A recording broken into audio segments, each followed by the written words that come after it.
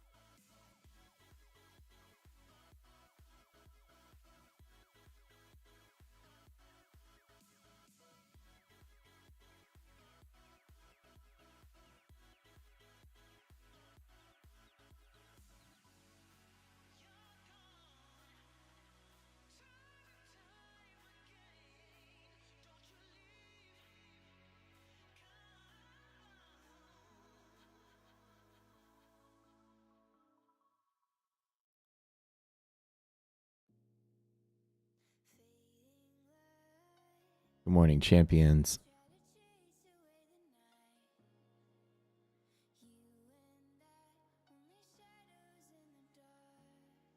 Good morning, good morning, good morning.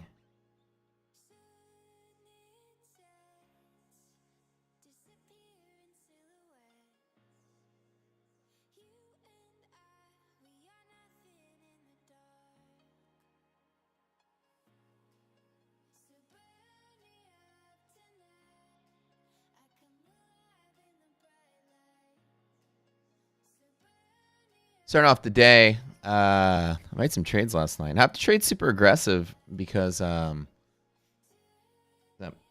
trying to catch up on the contest. Everyone got a week head start on me. So I did make some trades. Contest account up 22. One of my funded accounts up 400. Again, I don't usually trade overnight, but it was decent enough to not pass up. Let me show you guys what I did.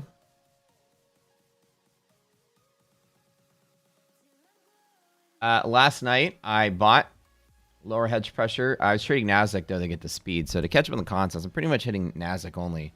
Even though usually I'll trade whatever the best of the two is. But by proxy, we hit our lower hedge pressure. We guys know how good that is, right? Our levels are so good. So hedge pressure comes out 4:45 every single night. Well, I guess futures night, we call them our evening. 4:45 my time, which is 5:45 Eastern. Overnight, dynamic hedge pressure is so sharp. Look at those volume spikes right here. We forecast that gamma balance for market makers. Right on point. So the trade I made out the door, again, this is just being aggressive. On the challenge account, I shorted immediately through there, and I immediately longed. There. That's it. Didn't do much else. It looks like when European markets open, we went up, came back down. Got lower DD band and MHP in the way, which is what I'm looking for. You guys know the rule. DD ratio greater than half. Always long enough at the bottom. You guys know that rule. MHP RTY, you get that long? Oh, yeah. Go PJ, go. What's up? Good morning, everybody in Zoom call. Adam Scott, PJ, Jerry, Latoya, Bearing Bull, all you guys. Guys and gals.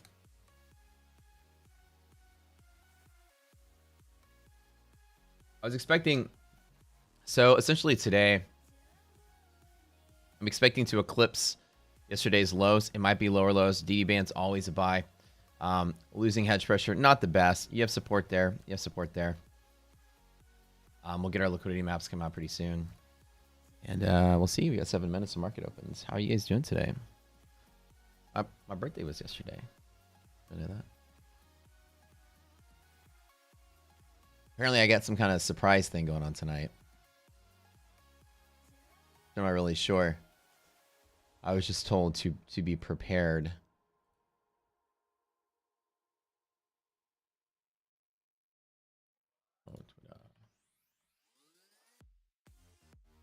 Doesn't want to dox himself. I'm at my birthday this month. Well, if you guys start opening credit cards in my name.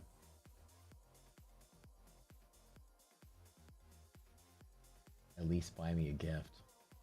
I'm paying for it.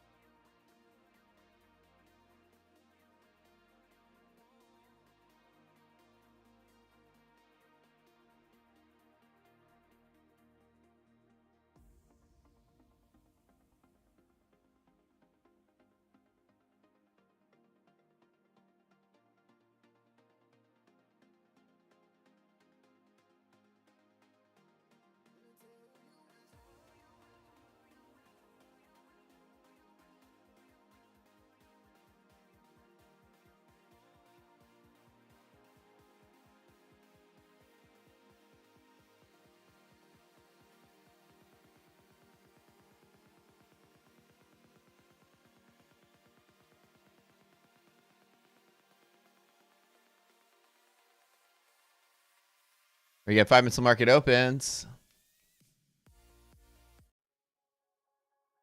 On the stream music here. Copyright music. Gonna get a copyright strike. We're gonna have a switch that playlist over after that first song. Okay.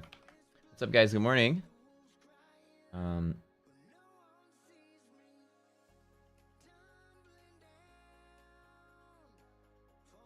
Currently running a special. We got rid of our $67 first month special for our software and everything. It's now $99 first month and then second month full price. So Zoom call doors are closed. If you didn't get in the Zoom calls, you got to upgrade to the new thing.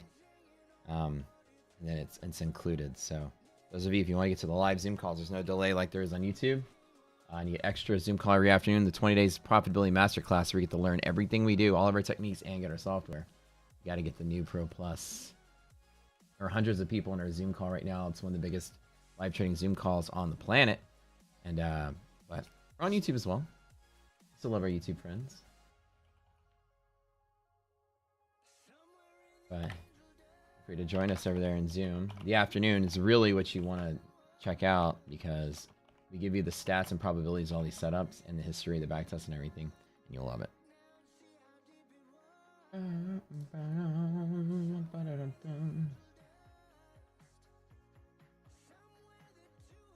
So far, like I said, I'm up 22 on the challenge account, 430 on one of the funded accounts. So the thing is that I have to trade overnight, trade double time. Because even though I was up like 4,000 something yesterday on the challenge account, so was everyone else in the top 10. So I have to outpace people, which is kind of the sad part. Is I can't just go out there and trade well. Everyone got a weak head start against me, so I have to outpace, which means I got to pull some tricks out of my sleeve here. Had said nothing like a B-day colonoscopy. Yeah, baby. We'll get cleansed. You have a friend who likes to join. There'll be a trial again. Lucas, yeah, so the trial is half price first month. We'll let them know. Because that's just for like now until like, that's basically our Black Friday's deal. So it is up on the, it's up on the website now. Get your friend the link really quick. Lucas is for you. Long lag, but open.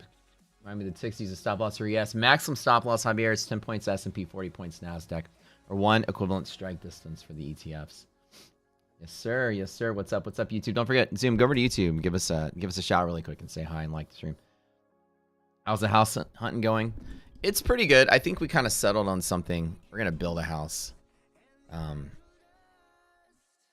So we're getting all the foundation, like preparedness to make that offer.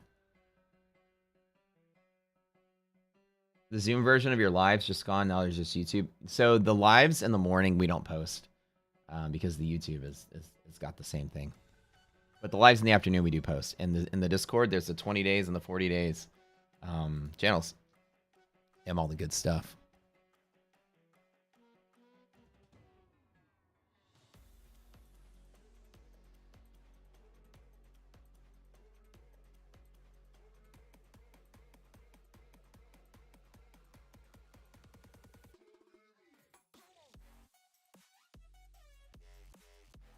All right, so we know, just kind of starting off here, one thing to take note, DD bands are the two things that we make sure that we know are kind of our boundaries for the day. Market's nice and rational today. So far, nothing crazy. Losing these hedge pressures, obviously the market's been trading down a little bit. Last night I bought off of here, closed right here. I shorted there to there and long there to there. Just 2 scalps, and that's all I've done so far. We know that we always have a long off these DD bands at the bottom. So S&P is right there. Nasdaq is right there. So they're both in the vicinity. Obviously, Nasdaq's probably going to be trading today. Just be careful in the overshoot. So Nasdaq also has MHP 2393 in the way. So right here, we always know there's always a setup off of there, and there's always a float off of there. If this number is greater than half, I'm going to buy off of those spots right at the bottom. So it takes about a minute for our data to come through. So let's take a look at that. Oops. Okay, get my SPY liquidity maps up here. Good morning. What's up? What's up, MT? All right. You're ready to get going. Ooh, baby.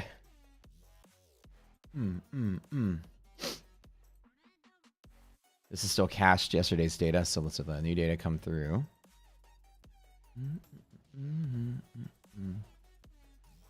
Would there be a affiliate referral program? Yeah, we actually are building it right now. So on Rocketplace, we're building an affiliate referral program. If you guys haven't seen it, Rocketplace is our marketplace that we built with all kind of trader stuff in it. These are all of my packages inside of it. So I actually have a page on the marketplace as well. You can read all the reviews. 53 reviews of all of our products is all 5-star reviews for the most part. Here we got all kind of stuff for trading. Tons of trading coaches, softwares, you name it, Discords. Go to rocket.place, check it out. And that's where we have all of our stuff being sold as well as at rockscooter.com. We're kind of in both places. But all right. Liquidity map, bear short up. Ooh, and that DD ratio is going to come through. You guys know I never short off of this. So while there is resistance from hedge pressure and the resiliences are negative, there is pressure from here to here. There is pressure from there to there. I don't short this. You guys remember my rule. Even though it can come down, I don't short this if that ratio is greater than half. Okay. No short. I wait for the long. You guys know me. No short. So if we get right here, it's a long up from there to there. If DD is greater than half, I'll take the break chance, right?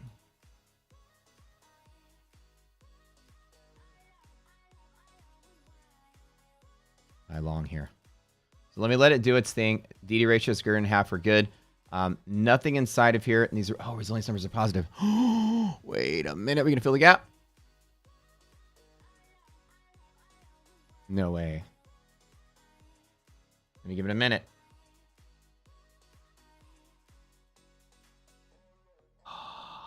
Should I pop long? Resilience positive to fill the gap. Break the hedge push and go through. Wait a minute. Don't break my heart, resilience. Dare I? Pop that long?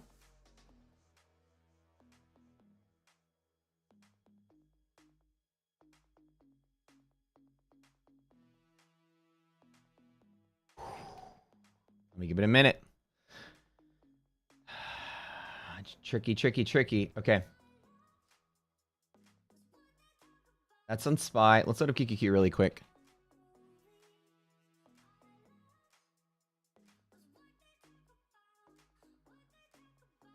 Nasdaq is negative. That's a problem. Same thing here. Res less than 0. Problem is Nasdaq has a bad resistance. Res less than 0 means this is resistance here. The RSU means this is resistance there. But I don't take the short. I just let it fall and I take the long of a DD band. Okay, so today's trade, guys, is to, on this negative resilience, let it fall. Take the float trade all the way back up.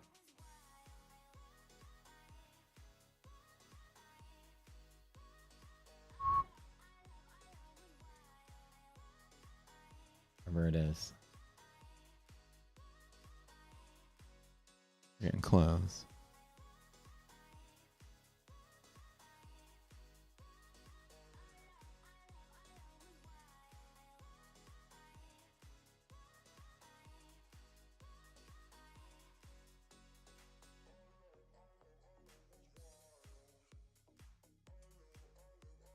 That SPY resilience is good. So S&P is going to move higher, I think. I think it's a good spot to take S&P from here.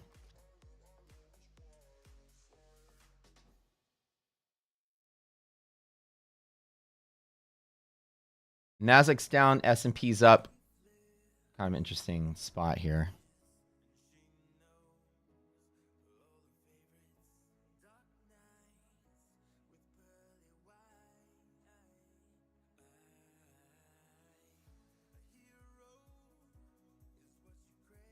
So using our indicators to show some different spots to show resistance and supports on.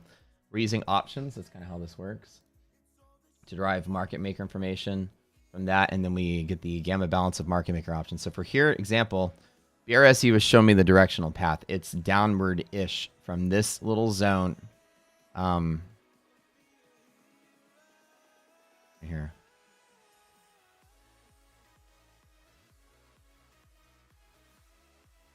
We got a bunch of push and pull, but I am going to take the bull side if this resilience number is so strong right there. That's very strong. So, resilience greater than 0. This pushes through the top. That's my SPY trade. We have the support from here to here. If this number is greater than 0, then we go to fill the gap this way. That's the trade. If we dip here to here is the trade setup. I don't short off of this bear zone, even though there's resistance this way. There is resistance this way, but I don't take it. I don't take that short almost ever. If this ratio is greater than half. So at the interface, so we'll check the lines here. Okay, so there is a 90% chance. These are the stats. 90% chance that we close down in here. So let me draw it over here. 90% chance. These are the stats today. Roughly 10% chance we close over here. Here, 88% chance.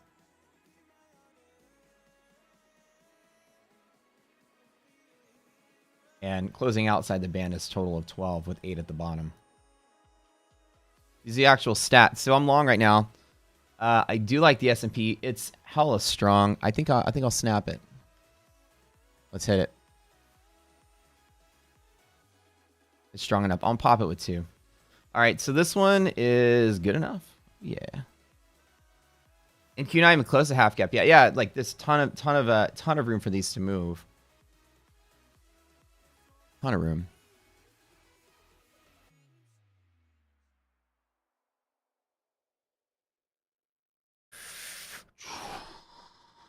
No rational setup. Yeah, trading from here to the gap fill. That's it. Like I don't see any. I think there's a little bit of noise to start off the day, but as long as those resilience numbers are clean and the S&P is deteriorating just a little bit. These are gap fill predictors right here. They're aggregates. They look at what the sum of all the stocks are doing.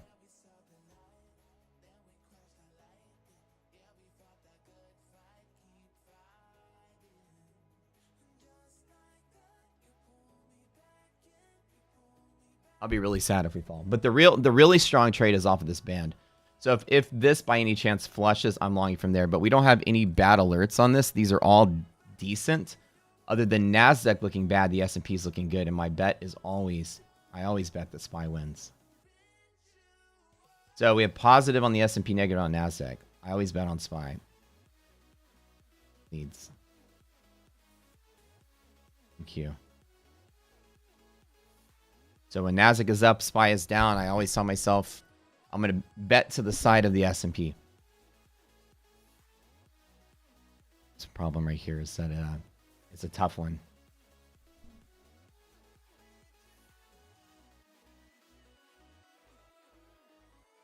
The challenge account, I'm long on Nasdaq, and in this account, I'm long S&P.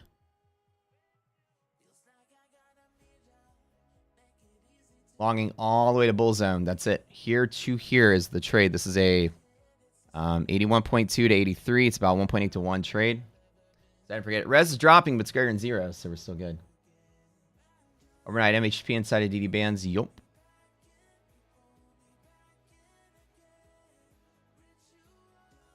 So we'll see.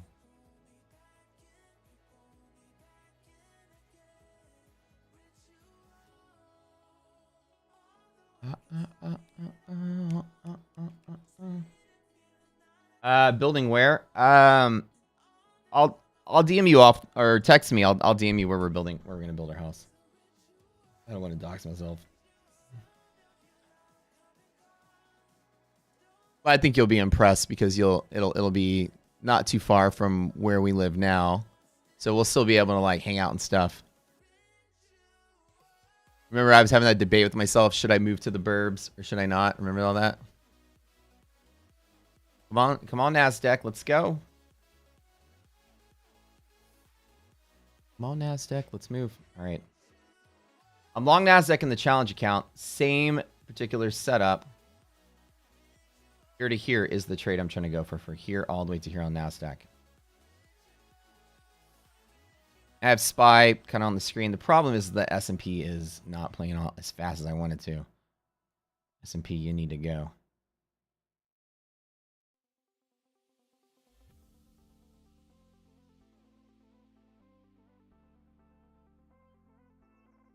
Okay, that's it. All right, set and forget. Now S&P resilience is coming down to negative. I don't like that.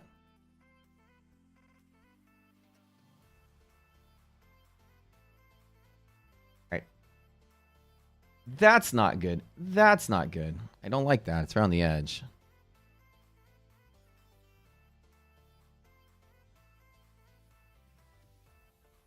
Come on, give me some love today.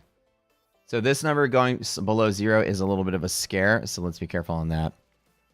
Liquidity maps are predicting order flow based on options distribution. So I'm trading S&P futures right now, Nasdaq futures. Good Lord, that's moving quick. But we do have DD float on Nasdaq to kind of give us some lift. So, gosh. Flush in reverse. It's Nasdaq is just the one looking pretty nasty. I have faith. I'm going to trim this position size a little bit, though. We're losing resilience. Let me trim it down. Okay. Trimming it to 1 so I can bounce it right off of DD band. So this might be a tricky day. We are going up today. But maybe not from here. That's the problem. Maybe lower lows. We'll see.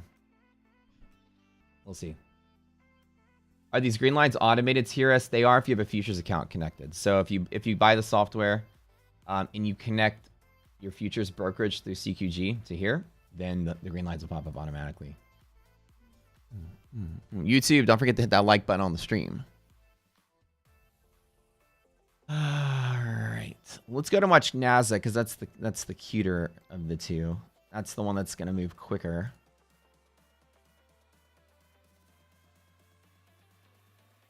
Nasdaq's a little more of the nastier.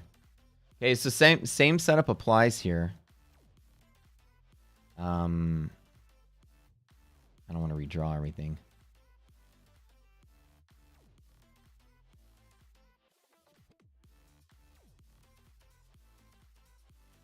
They're kind of both lining up in the same spot.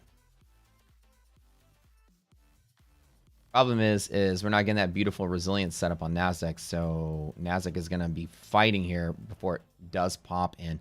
Unfortunately, the best trade on Nasdaq today is not to long for the gap fill because now there's resistance. So I'm kind of losing faith in this upward move here. Resilience negative, so we have resistance there. So as these numbers are not super positive, this has a high right there. See, it's not going to move, but the thing is that I always long from here.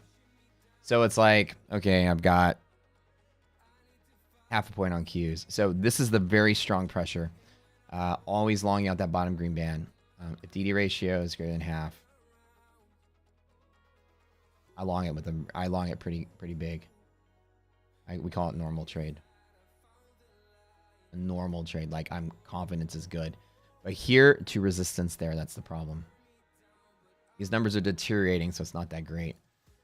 Let me go ahead and just be a big wuss on the S&P. If I don't get a quick bump in the next like 2 minutes, I'm going to close this out at a loss so I can dive in a little lower. Resilience numbers are negative means that we're likely coming down before up, and I don't want to take the drawdown on this one. What I'll do is I'm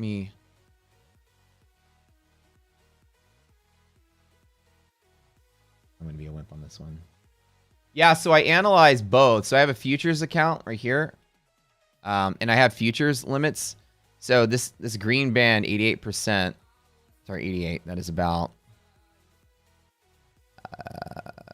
25 points away. Like I look at the SPY chart. Actually, let me draw that at the right place. 25 points away. 0.2. 8, hold on. 2, 9, 8 point. Oh, that's actually down here. All right, I'm going to be a wuss.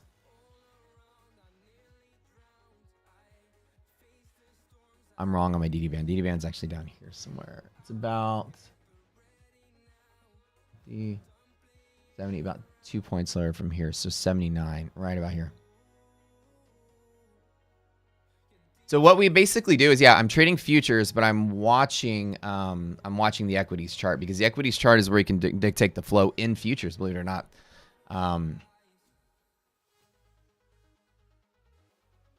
So that's kind of the little trick here.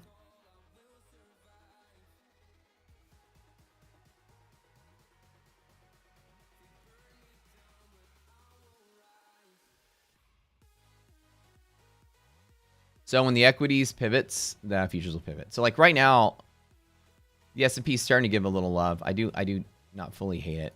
But what we're looking for is this aggregate right here. These are numbers that represent the sum of the stocks in each of the index filling their gaps. So we created a gap fill predictor. It's really dope. So with this resilience number less than 0, it's going to resist this half gap. So any upward movement is going to come down. It's short-lived. So any long that I have is pretty short-lived. That's the problem. 43 is about, okay, it's about 40 to 380. It's about 61.5 points lower. Nasdaq, right about 492 is Nasdaq's TD band. Yeah, so we're good on that. Upper movement to here, there's a resistance. If these numbers are less than 0, then that's my high.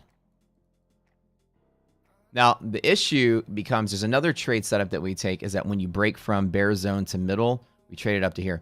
So every 1 point on here is 10 points on the S&P. Every 1 point on Qs is 40 points on Nasdaq. Nice. Well, does that make sense?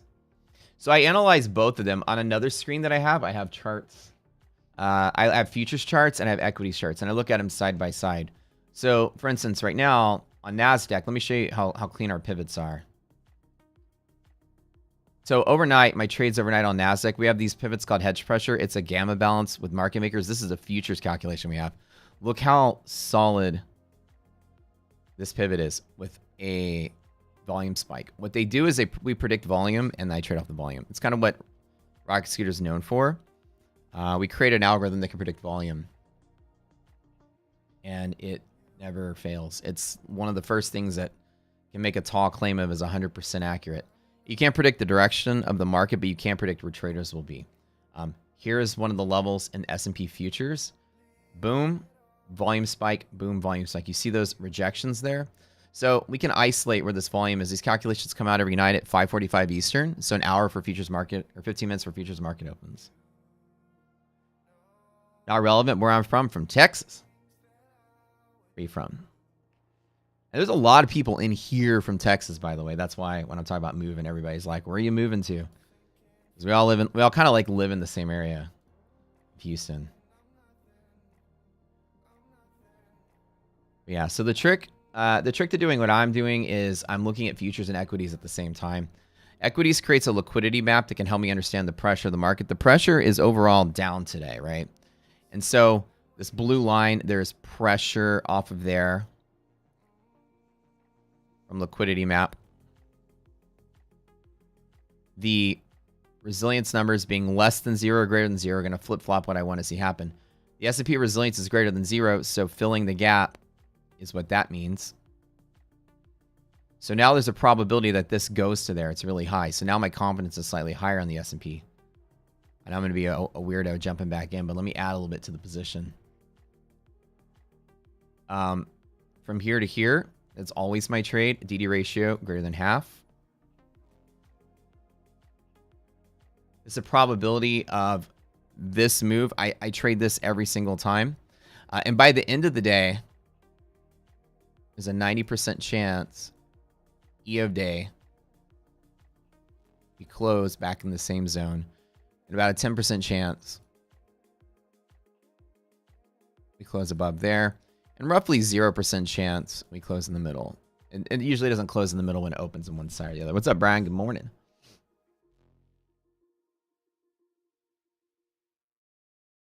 So right now, the S&P wants to fill its gap this way. This is where we closed yesterday. This is where we opened today.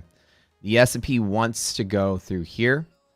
A scalp from here to here is all I want to trade. It might take an hour or two to play. But Nasdaq does not want to do that. Nasdaq wants to do the exact opposite and sell.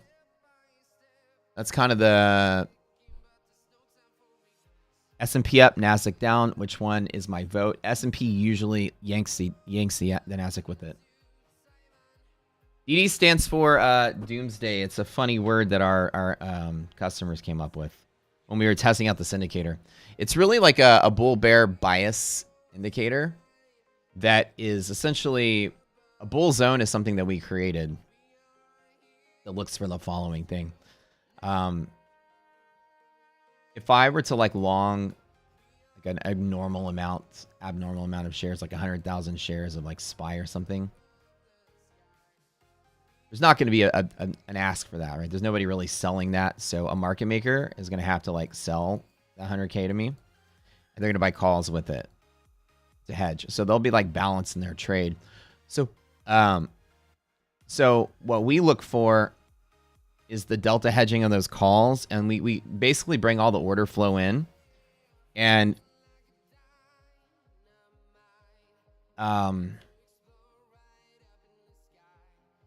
we look for those calls. And so when there's a trader engaged with the market maker, like a trader trading against the house, on the long side, we call it a bull zone. So the bulls are actually up in here. On the opposite side, shorting against the house, and the house bites puts us down here. So we can split the market into bull and bear zones. Bull, bear.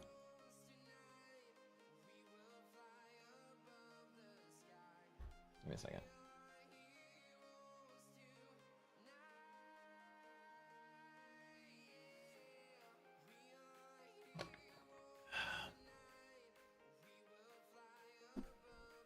So what DD ratio is the percent of market cap in the S&P of all the stocks are the stocks in their own bull zones or bear zones. And right now, 75% of the stocks right here are in their own bull zones. So when the S&P is like in a bear zone and the stocks are in bull zones, there's a huge discrepancy. So it's a leading indicator to state that the S&P is likely not to collapse on itself while the stocks are bullish. Now it can, but what this indicator tells me is that if we go just to right here, like if this rallies to there, the S&P will quickly meet the stocks. It's like a leading indicator, if that makes any sense. So I'm utilizing it to say, well, the S&P is in a bear zone, but the stocks are in a bull zone. So if the S&P is tracking the stocks, futures should go up. This is also tracking the stocks filling their gap, and the gaps from here to here. If the stocks are mostly doing that in the S&P, and the S&P is doing that, again, there's an arbitrage opportunity between the two. Now, the one problem here that might squeeze me on this is that There's another cool trick, is that when this ratio is greater than half, there's another trade from here. From that bottom green line. It's pretty far away, so if we end up flushing today, I'm going to buy this with a huge position. That's my favorite, one of my favorite trades to make. And so this ratio is where you're acting on in between this bull and bear zone and on the screen line. That's where it's useful. So today, it's like we're kind of in limbo. I am betting that the S&P tries to fill the gap here because this number keeps pressing positive, but we're not getting a lot of steam on it.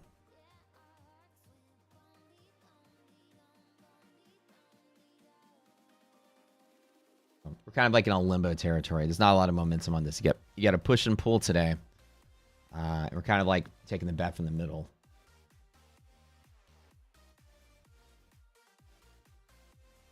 Simon's waiting for D float. Yeah, same. I'm gonna take both though, because I gotta risk it for the biscuit, man. This challenge account. I went up like 4K, and so did everyone else. So even though I went up like 4K, I went from 3rd place to 7th place. Because everyone else is so neck and neck, and everyone went up. So I'm like, okay, I gotta make like, I gotta swing from the fences. There's no reason to not aim for first. So the prizes are 1st and 2nd. I guess the prizes I want. So I gotta get top 2. Because I gotta be aggressive. That's the sad part.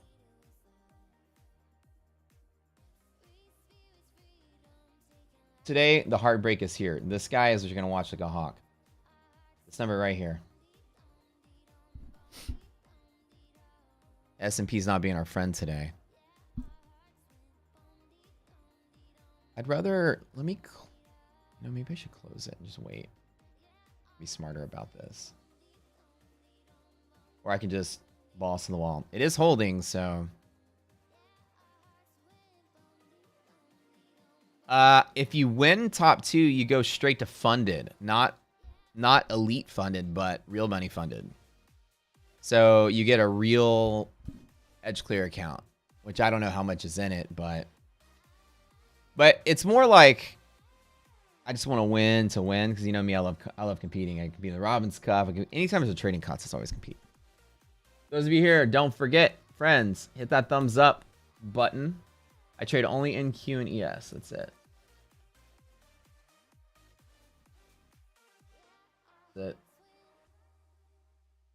They're the most predictable, I think, of futures.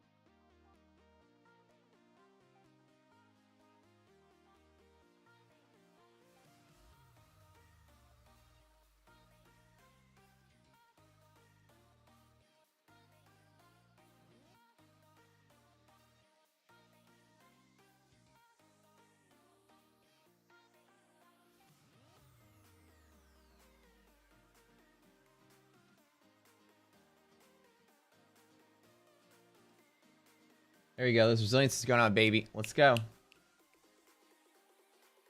Let's go.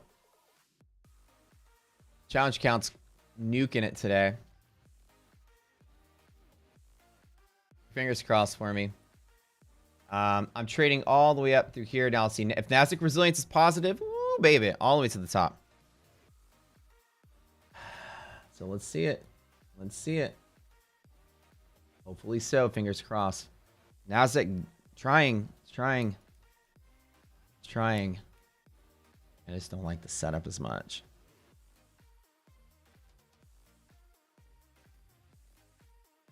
I don't like that it's not picking up any momentum from here, to be honest. It's trying to pop. We have some kind of stock right on the edge. Just let's scope it out really quick. Who is it? Use the scanner and find that really quick. Who is trying to fight?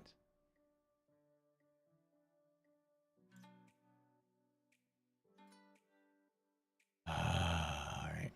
It's trying to make its way there. Who's on the edge? Apple. Oh, our good friend Apple. Apple's it. Apple's the one giving some love today. So, all right, guys, welcome back to The Stock Market is Apple. My favorite show, by the way. It's worth binge watching.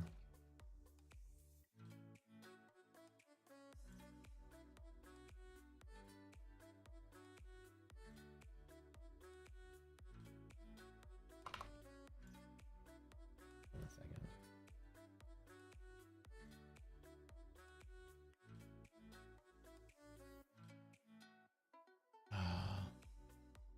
Stock Market is Apple, my favorite show in the world.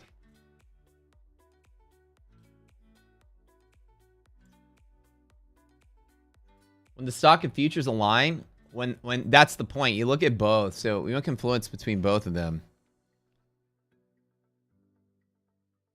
What I'm gonna do.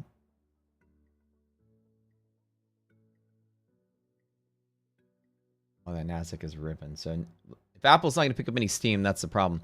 Now Apple has a bullish map, so Apple's trying to move. We'll see if it does.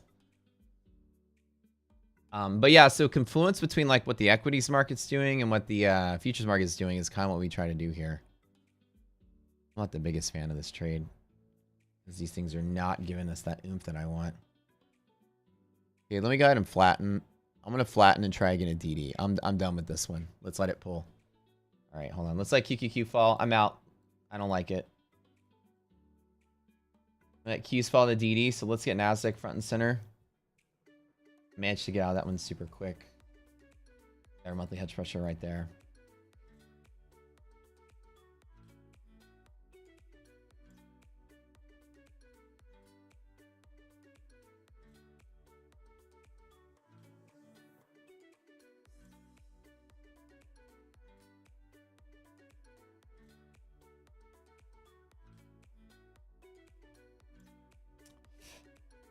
That's kind of the crummy part, but I think we're all right.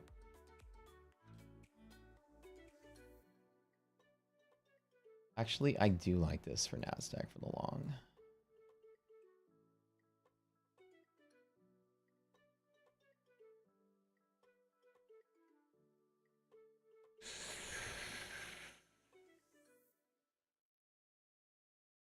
It's probably a risky decision, but MHP here. So my setup now, I know this is kind of it's not the highest probability one, but these are high probability down here. I'll pop it 1 on Qs and trade it from there instead.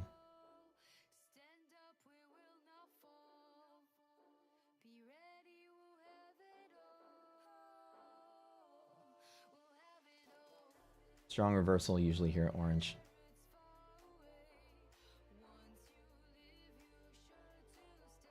Yeah, like a drop in reversal. So that's kind of like what I'm looking for here.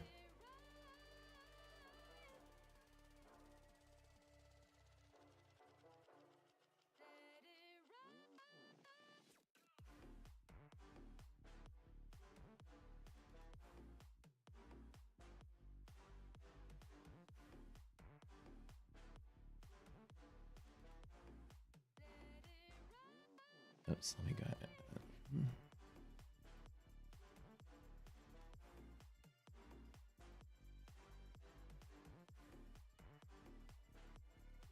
HP is always a strong reversal point.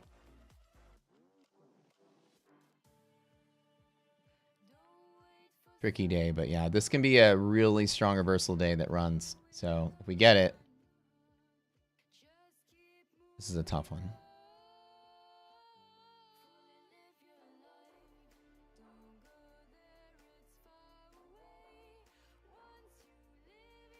Let me close that out.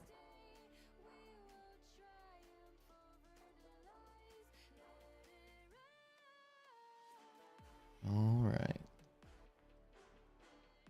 There's that DD band. That's the reversal we want to see. All right, let me pop that.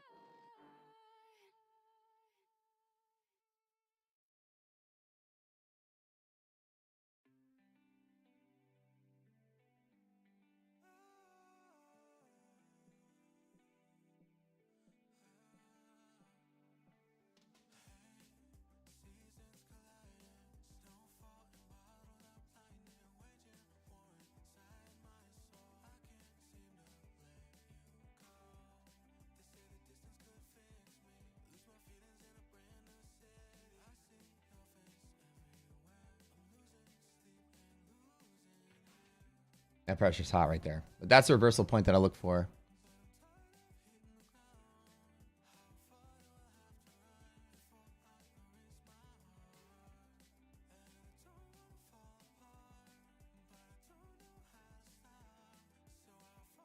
Come on, come on, come on. Turn, turn, turn. That's the tough one right here.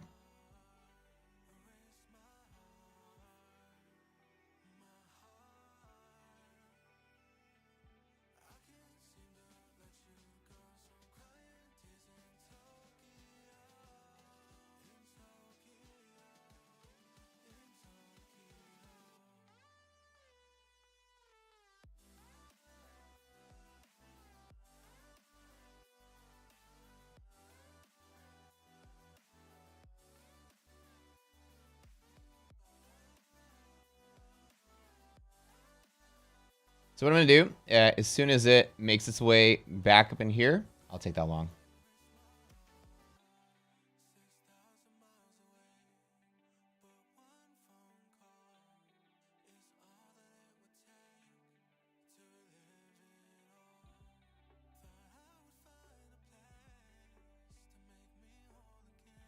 That's a tough one today.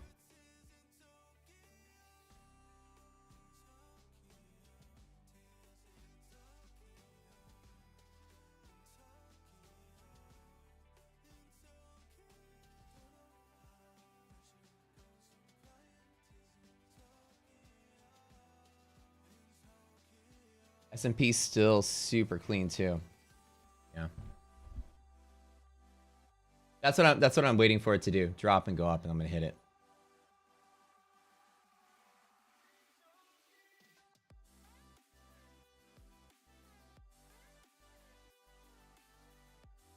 Outside of these bands, don't usually trade them. There's about an 88% chance that we close inside of the band, so. All right.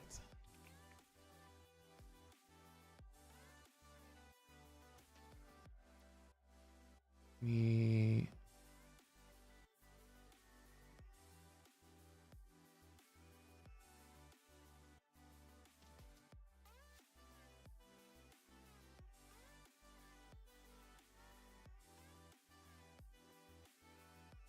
All right. How to do this real quick.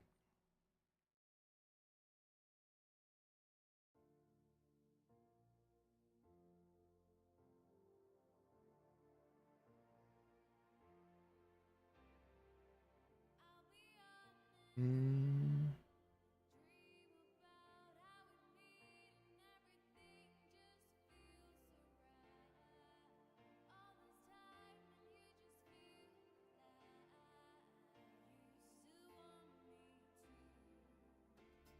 It's over here real quick. Settings, security. So let me put this in the funded.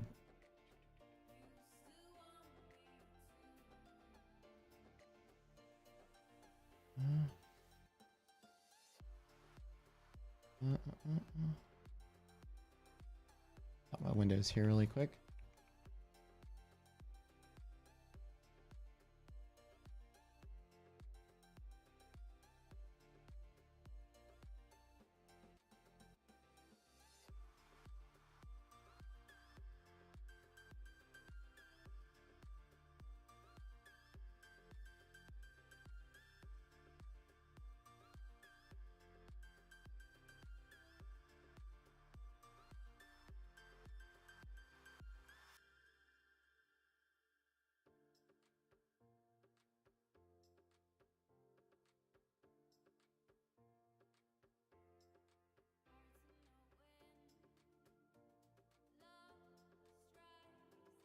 Hit this with some micro since we're around the edge here.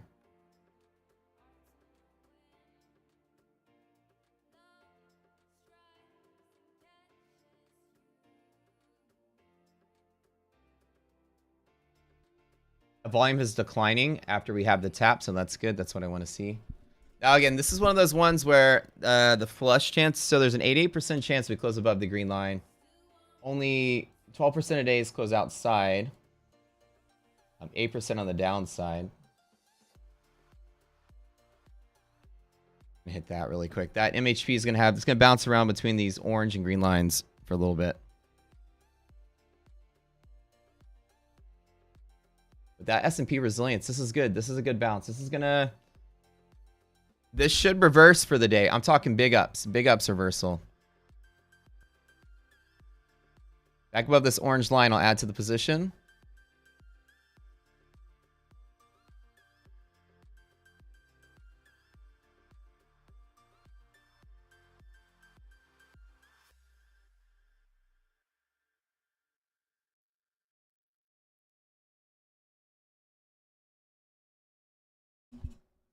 Yeah, they have been, right? S&P resilience not even wavering today.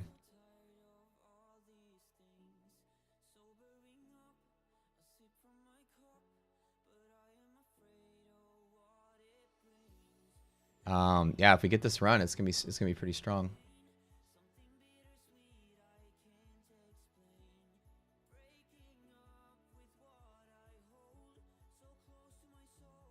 A little bit of resistance there, but holding MHP is decent for the reversal. This goes all the way back up. If it holds. S&P resilience still solid. This is the fake flush. Let's hit it.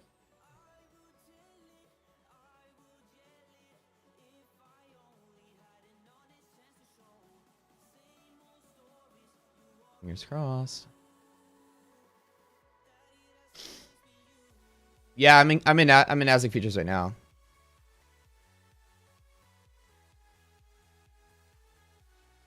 So let's wish me luck.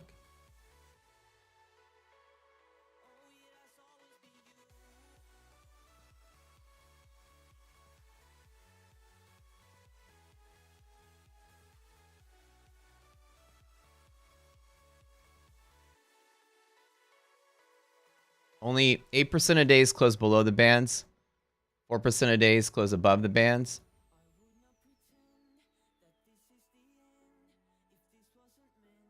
This is actual backtest stats from here.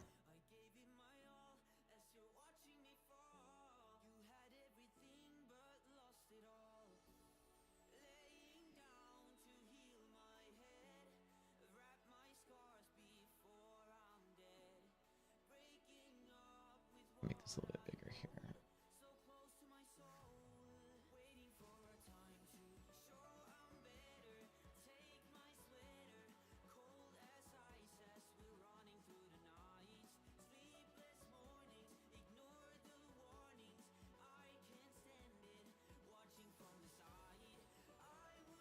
Under ideal conditions, which we have, 90% of days close above that orange line. Probability is really high that we reverse. And if we do reverse, it's a big move. It's a big move today.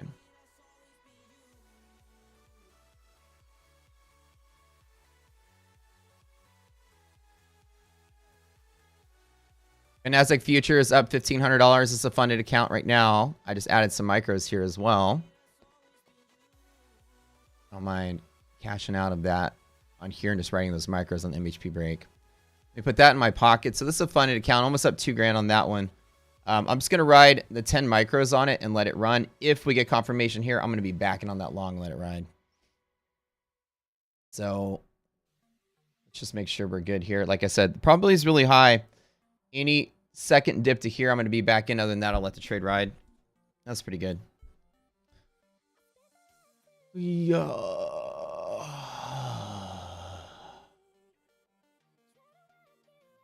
I'll let her run.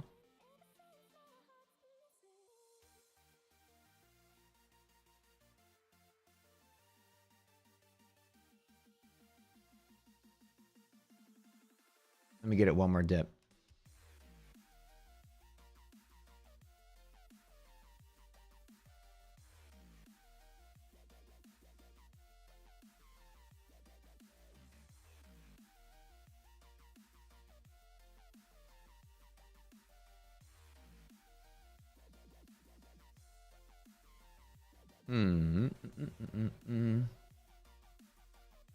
Do I be daring? Is it 10? What's going on today? I don't think there's much on the calendar.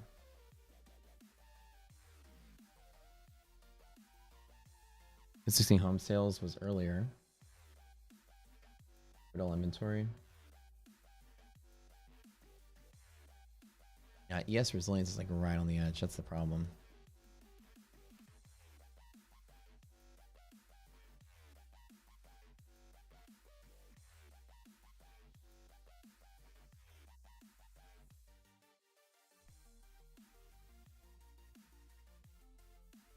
Here to here was a scalp. I'm gonna try one more time. Just like a quickie little flush here. Zoom this a little bigger. All right.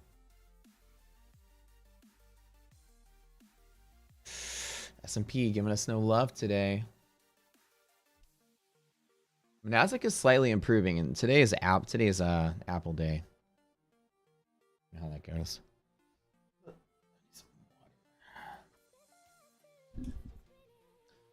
Tough days.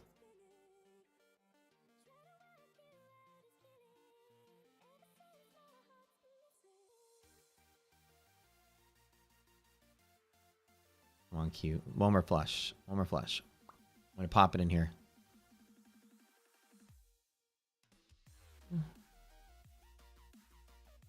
Yeah, definitely a strong finish day, I think.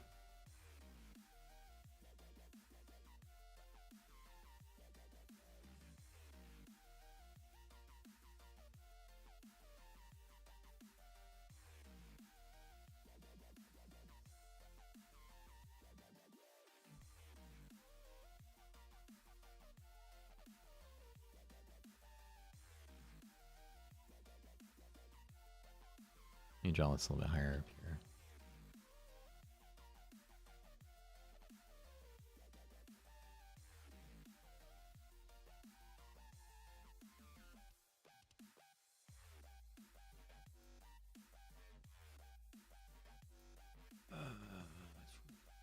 There's that volume flush right here, MHP flush.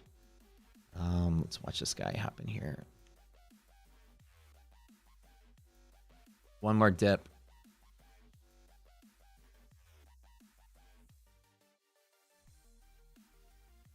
The odds are high that it holds. Summer is really strong, so we'll see.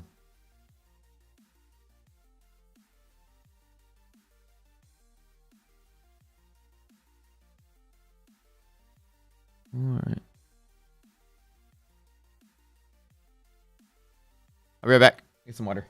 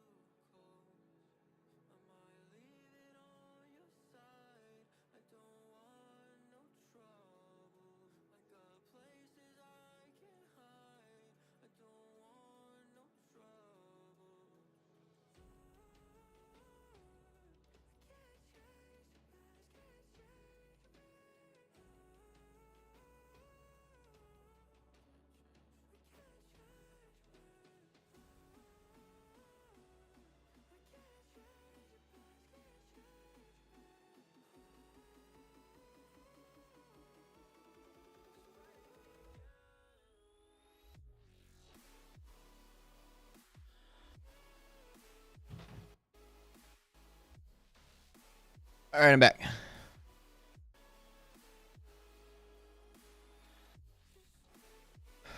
Grab that second dip. Put a mini on that.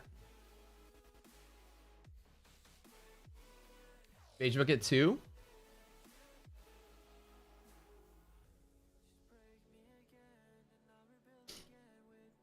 Yeah, that's today.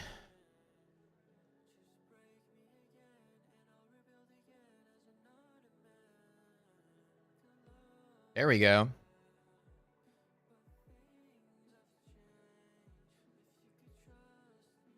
About IWM? Or which one? HP. Yeah, there's the bounce.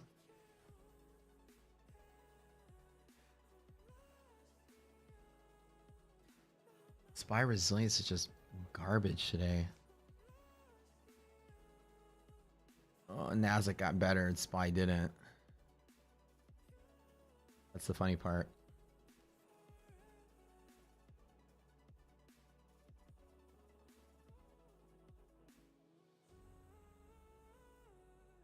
Come on. Not getting a lot of love today on this.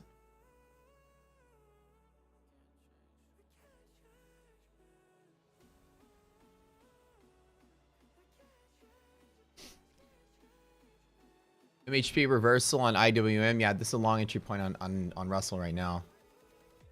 Why market? You bunch of scaredy cats. Everyone out there, stop being scared of the market and selling stocks. Stocks being sold pretty hard today. That's the sad part. The high probability pivot on the index is trying to happen, but the stocks are not liking it today.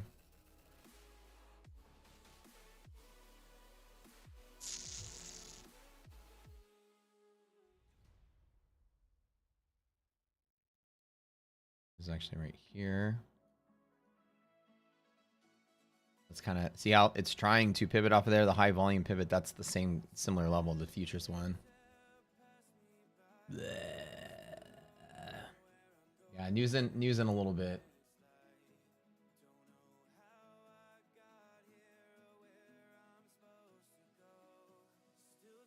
Wait, what do we have in a little bit? Crude oil stuff, right?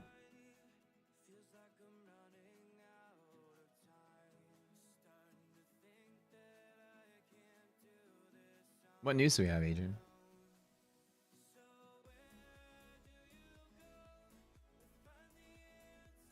Interesting to listening in a conversation between you and an old traditional 30-year trader. Well, believe it or not, I used to be on a podcast with The Street, if you guys know that company, Jim Cramer's company. And it was half new school, half old school traders. So it was like me, AJ Singh, Ashton Nolan, and then the other side was like Peter Tuchman, the Inside Wall Street, Sarge, Stephen Guilfoyle. Guilfoyle, I always pronounce his name wrong, and Jay Woods. So like it was like the podcast was like that. So we had like we had like old school kick-ass floor traders, and then us, you know, new gen social media era traders. Actually, it's kind of cool. There's a lot of synergy between like what we all did risk management wise. So an example is like, you know, we all use risk management to a similar degree. Techniques are all different. You know, the old schoolers use, you know, they all did very well before the age of computers, you know, so they have their own methods, and their analysis is very simple, which is exactly what it needs to be. There's no overcomplicated. You know, I never heard those guys talk about moving averages and Fibonacci's. Like, this stuff is like beyond them. They're like supply and demand, you know, very, very like, you know, like raw dog kind of style, which is kind of like what I trade. So they're actually more similar than anything. Oh, this market just hating us today. These are high probability pivots. I always take them, but the small chance it doesn't work is just kind of like the sad day. If this is a lost day, then it's a lost day, but fingers are crossed. Problem with days like this is often they do flush before they go, but I'm expecting the pivot to be sharp if it does go. My stop is pretty tight on this. It's Canadian dollar news. Oh, but we sweep down and bounce back up. BOC press conference, red folder. Yup. Okay. So the $20 subscription coaching is no longer a thing. We had it like as an add-on for like a promo when we did it. But yeah, so the subscription, $100 a month, is $100 for the first month. It's normally $200 a month, but you can try it out for that first month for $100. So it covers and it has everything in it. So is the thing. So that's basically all that we have right now. Don't do the $20 thing because actually that needs to come off the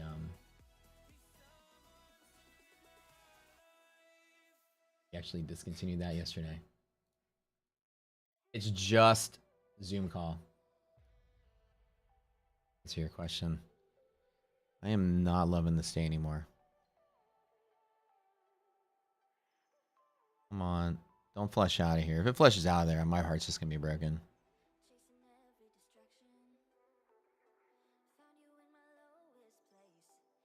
I need to go boss of the wall on this challenge account, though, because I've gone up every single day, but everyone else is also going up every single day. So they had a week head start. So even if I make $4,000 or $5,000, so does everyone else. It's like really hard for me to catch up. So Ice Wild, does that make sense? So essentially for $100 you can try it out. But I promise you guys, the webinar series that we teach is by far, especially if you do trader funding programs, by far, let everyone here in chat tell you what it's like. It's hands down the best thing I've ever put together for sure. But I'll let these guys. So there's a bunch of new faces in here, by the way, from the Elite Trader Funding crew. So OG members, can you do me a favor? Can you guys go to the YouTube really quick and be like, let them know what it's like. All of you guys in Zoom, get off your soapboxes. Go down to general admission. Get out of your VIP section. Go to the GA. Tell all the kids what it's like. Tell them what the Zoom calls are like. So that way they don't see me like trying to like sell it or whatever. I'm a terrible fucking salesman. But everybody here, like the Zoom folks, they're basically members. So we're in Zoom, and Zoom doesn't have any kind of delay.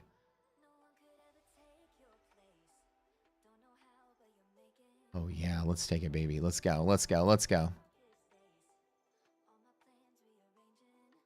What has the 20-day webinar series been like for you guys?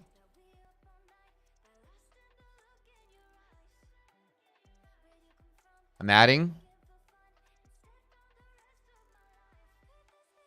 We'll teach you things that you've never knew existed about the market. And it's not technical analysis class. It's not a charting class. It is a risk management statistics class. It's teaching you the guts of how to be a good trader.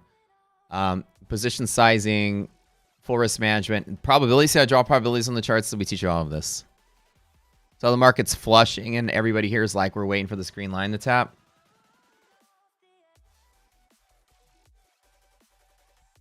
So wish us luck.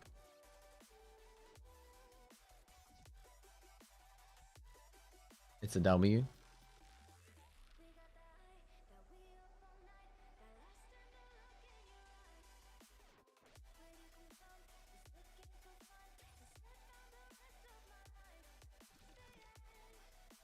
Let's go. Let's take it. Let's take it. Let's roll.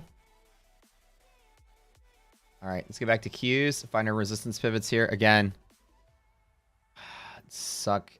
The sucky part is that the box is resistance. That's the problem. That's the part I do hate.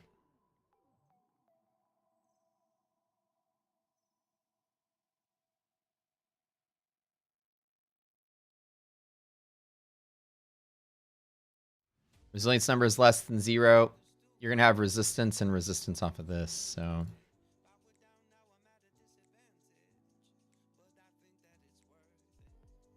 Until the conditions improve a bit. Go ahead and pocket all of that. That's in a funded account. So the total P&L on that is like 2,500.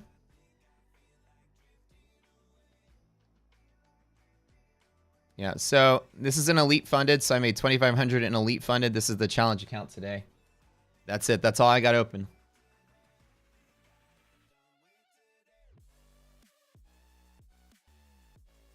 That's $2,500 real dollars. I'm gonna let it fight here and jump right back in on the long side. This is a big reversal day. On. That's kind of the problem part though. There's a resistance here. Nasdaq's fighting it.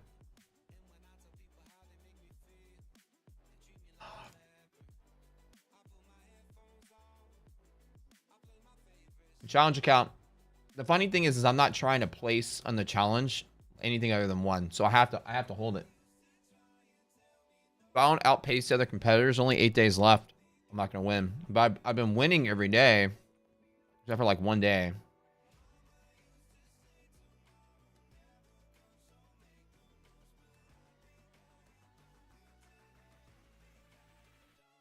Yeah, you should check it out. Nice. Well, I mean, we've got 6,000 members in our group. There's, I don't know, hundreds of people in those Zoom calls every day. But it's a regimented class. So we teach how to look at odds and probabilities of the market. See this trade I just made? There's a probability that we bounce here. And you guys saw me, like I bought 2 here. I closed out. It fell. I hit it with some micros. It popped. Hit it with mini, dropped, hit it with another mini, and I let it ride up to resistance, right?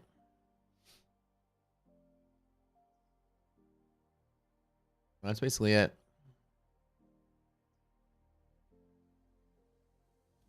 There's stats, stats associated with my trading.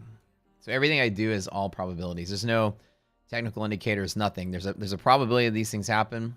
I bet on them. And when my confidence is low, I bet small. My confidence is high, I bet big. I wish I'd hit this with more than one funded. That's a pretty solid setup. But just for shits and giggles, for funsies, let's just watch the challenge account. Let's put the challenge account over here. It's the only one I'm still active in. So let's put it here so you guys can watch me blow it up live. I gotta stay in it. I gotta hold it. I gotta get some gains. Catch up. I gotta be aggressive on this.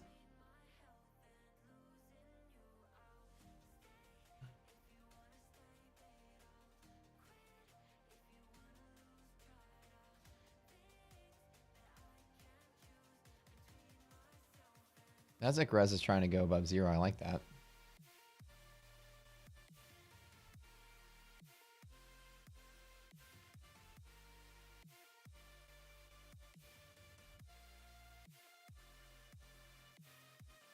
Let's hang on to it. Let's let it ride. The messages above. No, I just told everybody in Zoom to let you guys know what they thought about it. I hate when like I'm asking people something, they throw a sales switch. I'm not a sales guy. I'm an engineer that makes stuff. So if these people here like it, I'll let them tell you they like it. I hate sitting here being like, it's the best thing ever. You're gonna make all this money. I'm just a horrible. People tell you I'm a shit salesman. So I usually like let the members. I tell people, what do you guys honestly think about it? And just let them say what they think. In Q, see right here, equivalently on QQQ. So I watch them both together at the same time. Actually, today's setup, I'm looking for big ups reversal. So I'm looking for this to go all the way to the top.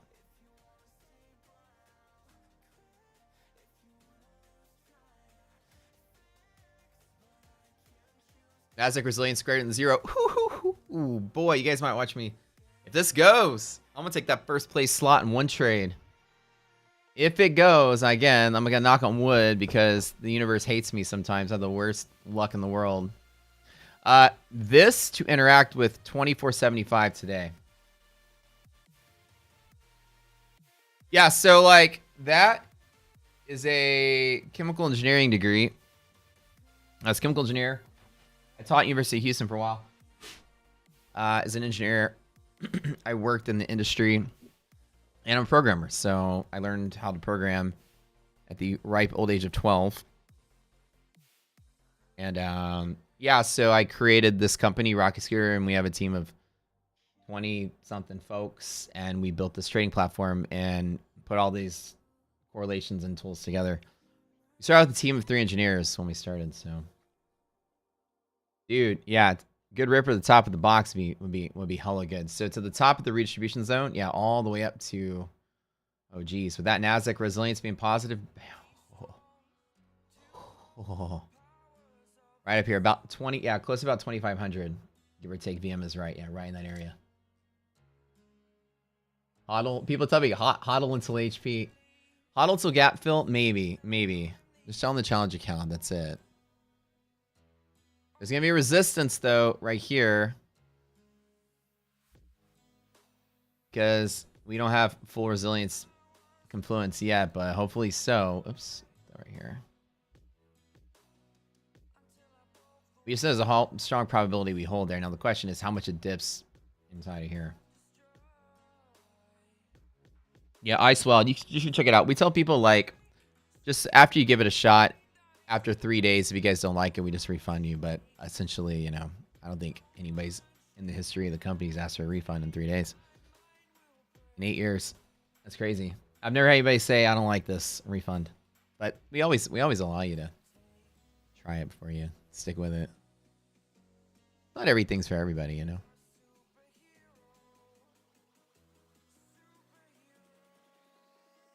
All right, let's go ahead and put a retracement target on this.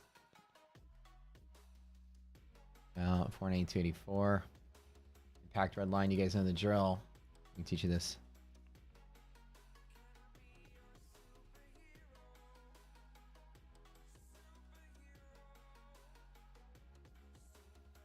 We have resistance at both places because of resilience. Yeah, that sucks.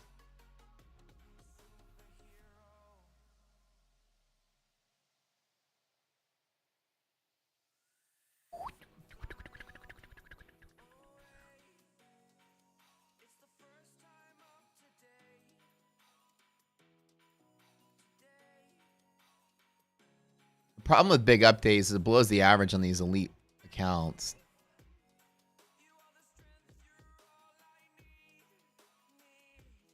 Because they have the 23% rule.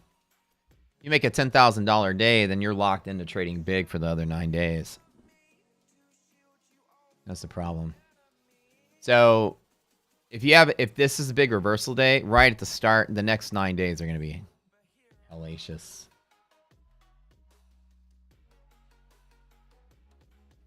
So Icewell is everything here that we have is probabilities. So all of our levels are predict volume. This is the claim that we have. We can predict volume before it happens. So all the levels that we draw are different mechanical things we exploit in the market. I always tell people, throw me like 3 random or 10 random tickers and I'll prove it to you. Each of these techniques is exploiting something mechanical. This is exploiting what's called CME span. It's a program that sets margin requirements for futures.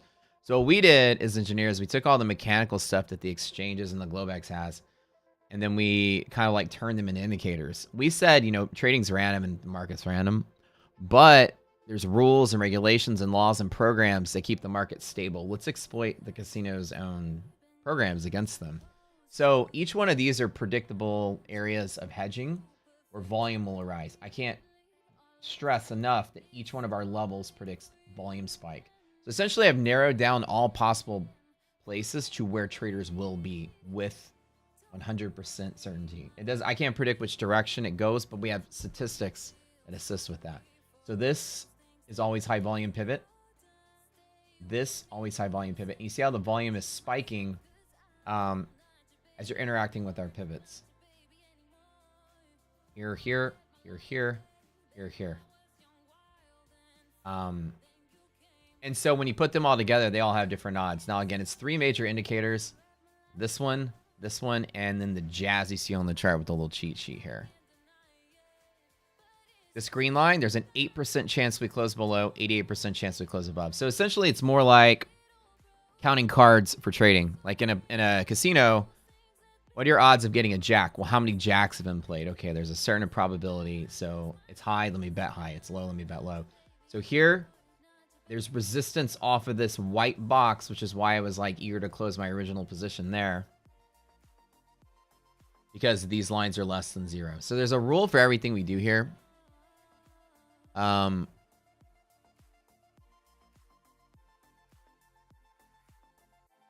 everybody here kind of knows the drill. Right now, the market is fighting the downward pressure of index ETF with the upward pressure of futures. They're both like pushing each other. And I always bet to the bull side. I never bet that the market sells off unless everything lines up bearish. Today, this is very strong bullish. This is very muted bullish. Monthly maps is a tool that allows me to forecast up to 3 months out. Looking at how the risk distribution changes. And you guys right here know that we are bullish strong, bearish weakening. This market is just starting to rally. Into November, December, we might be close to 550 Qs, maybe even higher. This market just started its rally.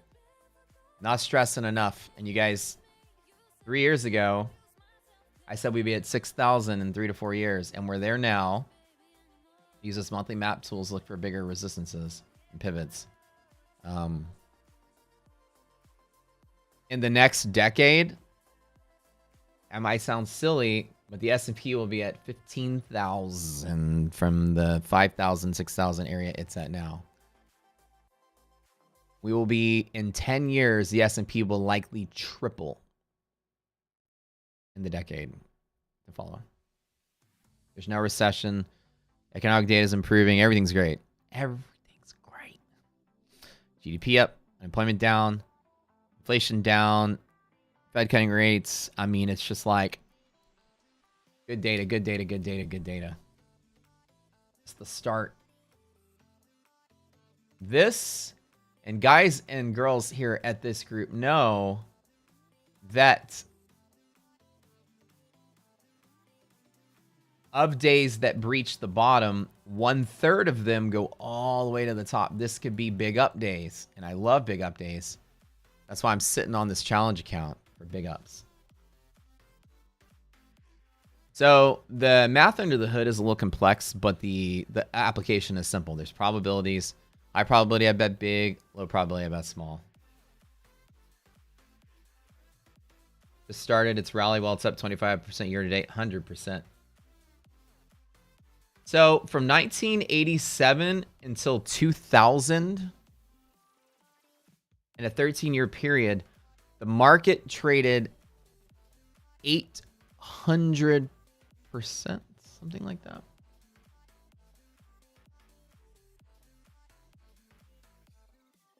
Eight times its value from the dip on the 87 crash. 8 times. So to go to triple, yeah, like the thing is we teach a class on this. Don't think of the number of the value, S&P, the number is irrelevant. It's percent gain over time. The S&P is an asset just like anything else, and assets inflate over time. Let me see if I can show you guys something. Hold on, don't go anywhere. I'm going to blow your minds. Stay here for just 2 seconds while I log into Thinkorswim. Midwest, I'm going to show you something. I actually talked about this yesterday. This is one of the coolest classes I teach. And it's got to change your mind. So like staring at charts has created this thing where people let the charts allow them to fear the market. Okay. I'm going to teach you guys something.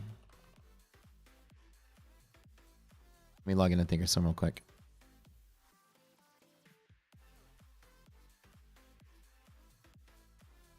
You ready for this? You guys ready for this? Watch this. Hold on.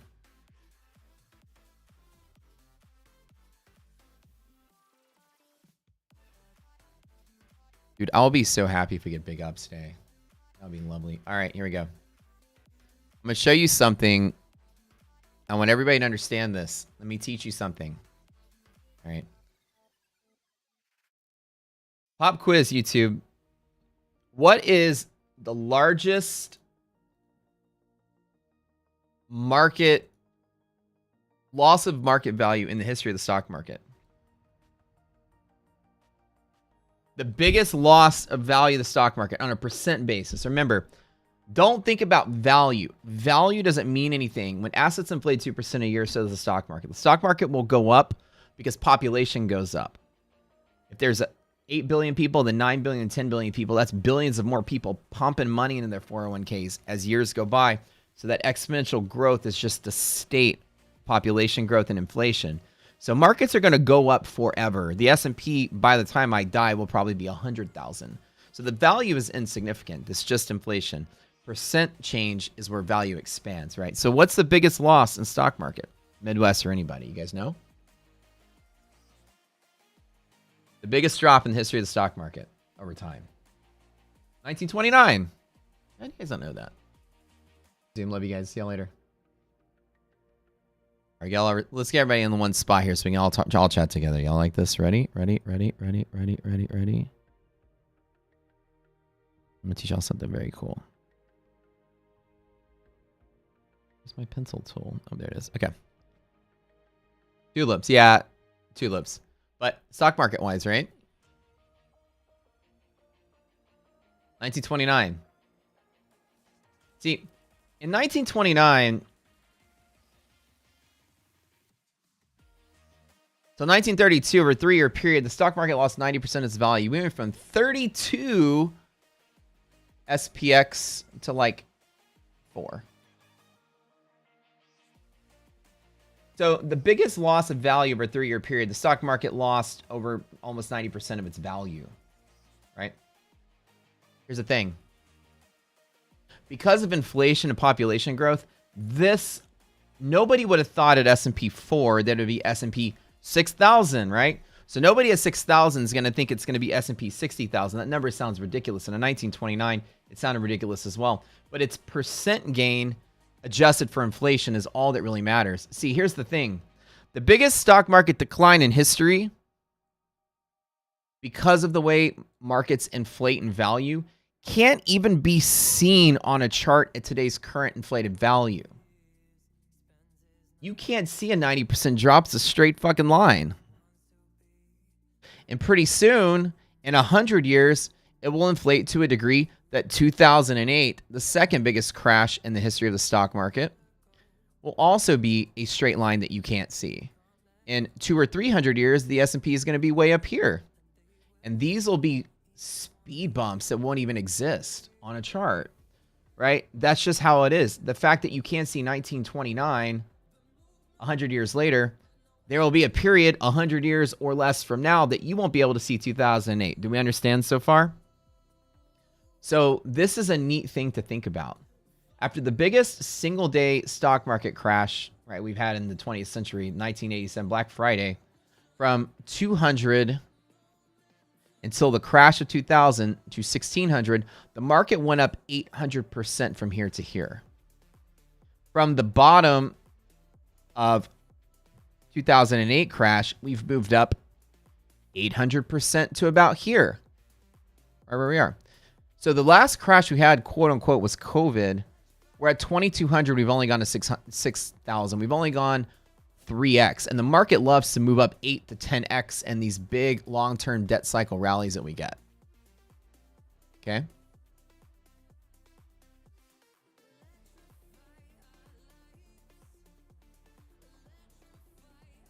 So imagine what happens when over the next 10 or 15 years, 2,000 becomes, 15 or 16,000 because of just inflation, 2% a year plus whatever additional bullishness we get.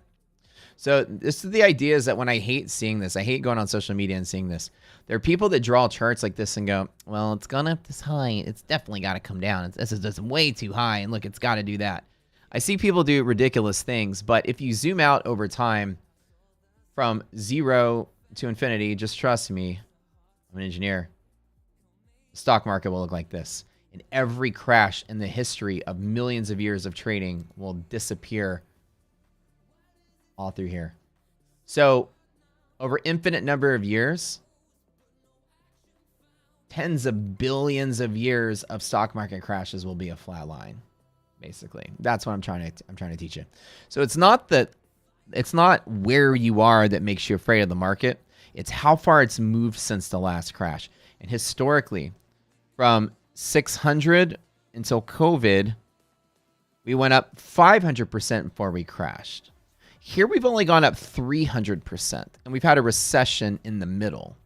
This is a baby move, relatively speaking, and it's not going to seem like a lot in 40 years when this does that. This COVID thing will look like a blip at that point, right? So market's always inflating in value, and that's just like the thing to note. Yeah. So that's why I try to teach people that, right? So, and while it doesn't make sense looking at a value perspective, it seems crazy, right? But at S&P 6 and S&P 4, 6,000 was unfathomable, right? But so is the price of bread when it was 5 cents and now it's $4, right? And then in 50 years, it'll be $40, whatever it is, right? It doesn't seem crazy when you think of percent gain from the last dip. So a recession or a market crash wipes out 1% of the wealth. Remember, it's a zero-sum game that we have going on here.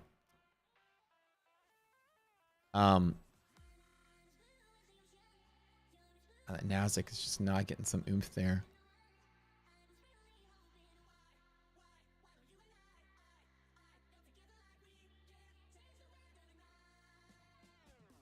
Kind of happy not over trading. I still got to hang on the challenge account for the big ups, but we'll see.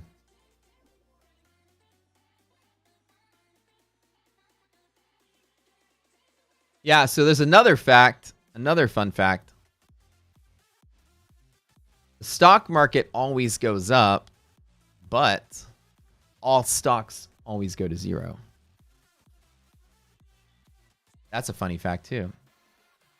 Wrap your head around that one really quick. Stock market always goes up, but all stocks almost go zero. The top 500 stocks will always go up, but the majority of all companies that exist, that have ever existed, that will exist, almost always go to zero. Like the history of the countless number of companies that have been created and traded on the exchange, almost all of them no longer exist anymore. Isn't that funny? So all stocks eventually go to zero, but the stock market always goes to infinity. Engineered. I made a reel about that, or a YouTube short about that. It went mini viral.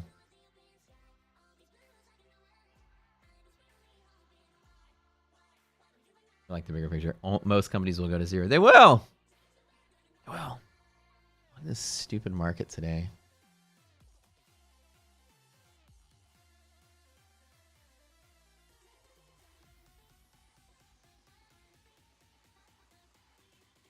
I got to hold for big ups. Yeah, that Nasdaq resilience tanking. Apple must be getting some selling pressure. Why you do me like that, bro? Apple, why you do me like that?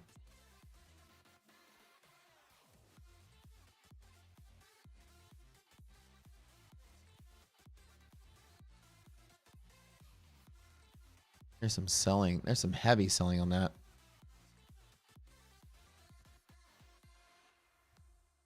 Things look really nice and tidy, but the market, I can't believe, is trying to sell from here. It's been trading like this all night, too. All night, it's been doing the same nonsense. Like, it moves up, it sells out. It moves up, it sells out. Like, all night, it was like, move up, sell, move up, sell, move up, sell. It's been trying to sell. I don't like this. I kind of hate this, actually, to be honest. Where that volatility is coming from? Fix the stable. I don't know.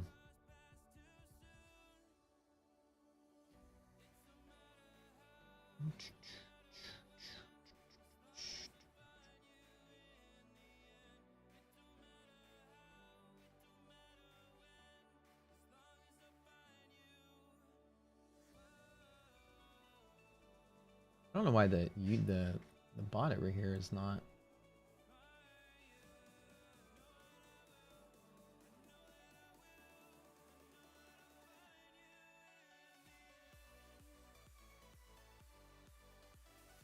He's doing 10-hour coaching sessions. They're just like that. It's all statistics. It's all probability. It's all edge related stuff. It sucks. It sucks today.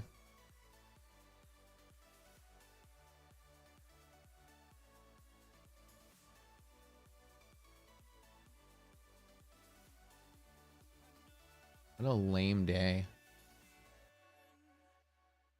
Usually we like big reversal ups off of hedge pressures, but this is just getting some nastiness today. Yeah, I'm gonna exit and I'm gonna flatten. This is just garby. All right, I'm out.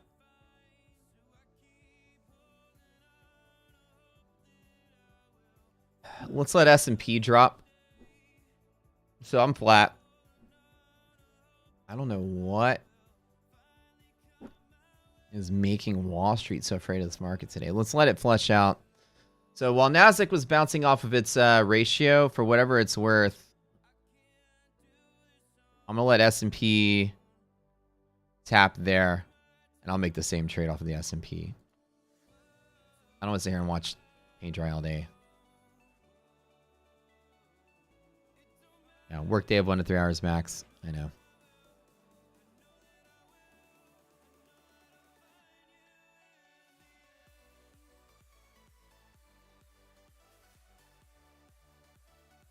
Well, Q's had a really sizable bounce here. The S&P has a little bit lower to go.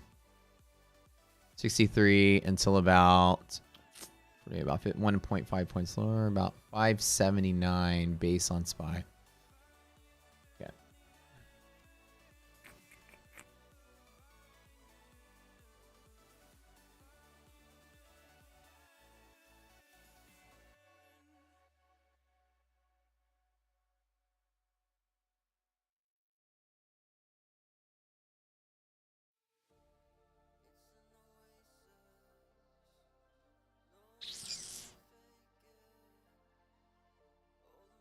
That deterioration is pretty bad.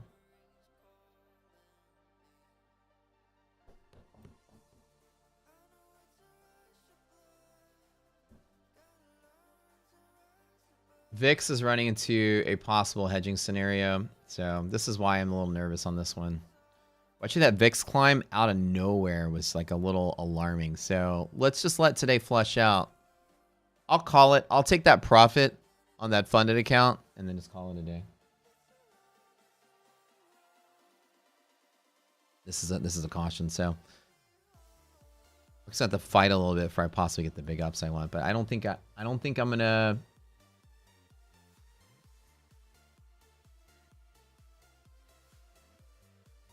I long it every single time though, as long as the market looks steady. I want to get a lower low though. Yeah. Remember, lose the confidence, get out of the way. So let's walk away from this one for now and let it just dip. I trimmed out as we were falling on this Apple, but like on Nasdaq. So I got in here, went up. I took profit on the funded, held on to the challenge, and I'm like, yeah, let's just walk away from the challenge. Monthly maps are still strong. They're still bullish. No fear of that.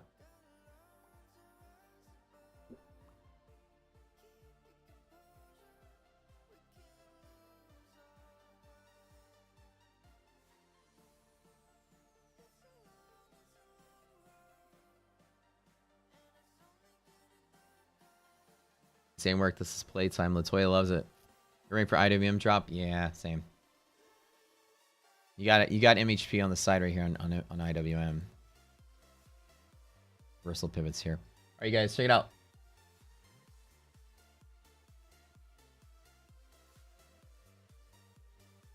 Come to our Zoom call in the afternoon. You guys are gonna love it.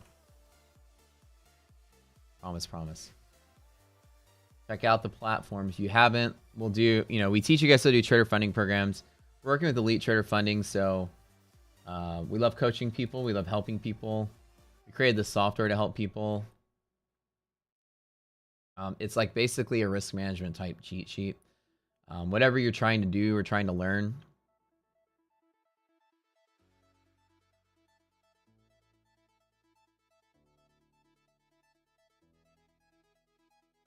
We hopefully can help assist you in that department, learning.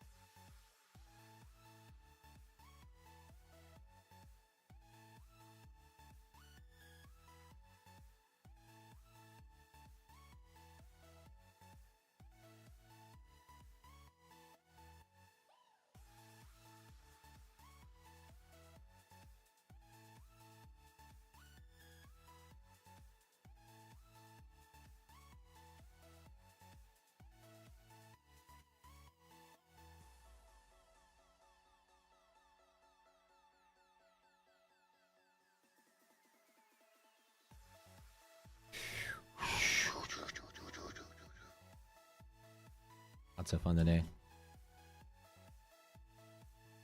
Marie, you got to come to the Zoom calls. No excuses. No excuses. Risk is too rich for my blood. All right, so S&P, days like this, I'm just not the biggest fan of, and S&P does have float to play with as well. Looks like we're going to overshoot on Nasdaq. I'm glad I got out of the way. There was really no good short setup here, although these are resistances. This is going to be a resistance. That's going to be resistance. That's support. I still want to grab that dip at some point, but I don't think today's the day. I was hoping today would be the day.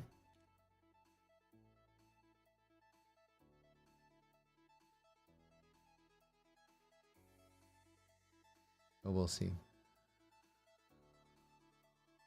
We'll see.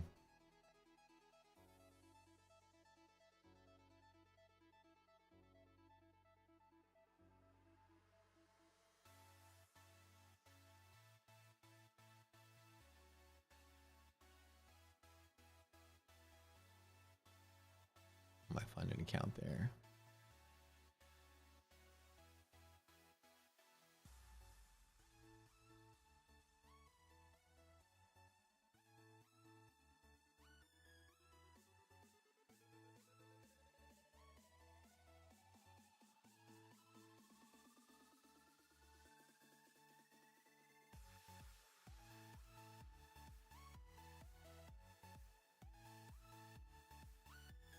Where is my...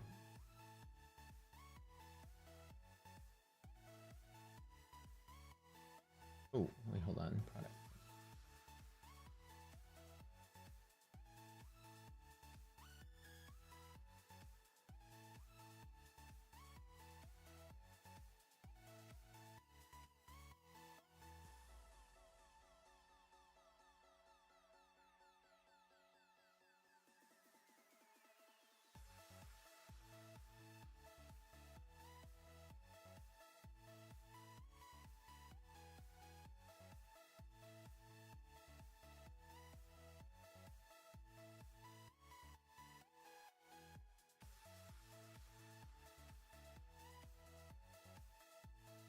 All right, no more risk on the funded accounts. I do think we might get big ups reversal today. I still feel it, but the stocks are telling me no. But we'll see. We'll see how it pans out.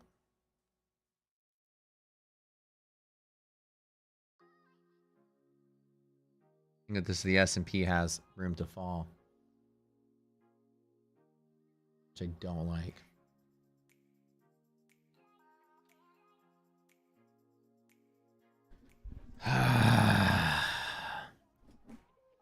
The software work on Mac? Yeah, it's web-based, so you can work in any browser.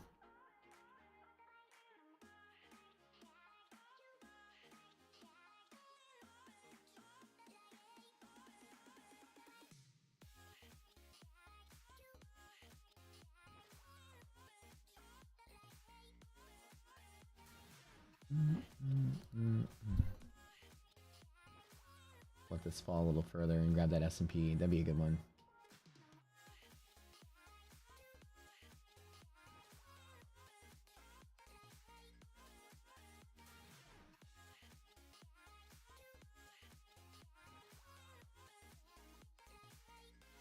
I'd love to get big reversal ups. Problem is that to get big reversal up, it has to sell a lot farther from here. You have to go from there.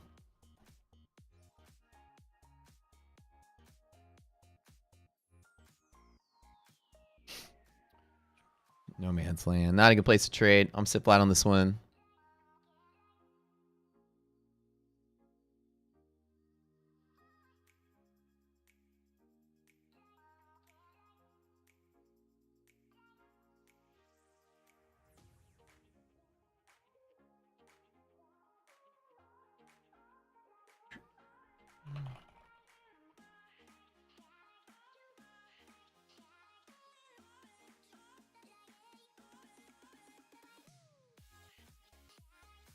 Ooh, ooh.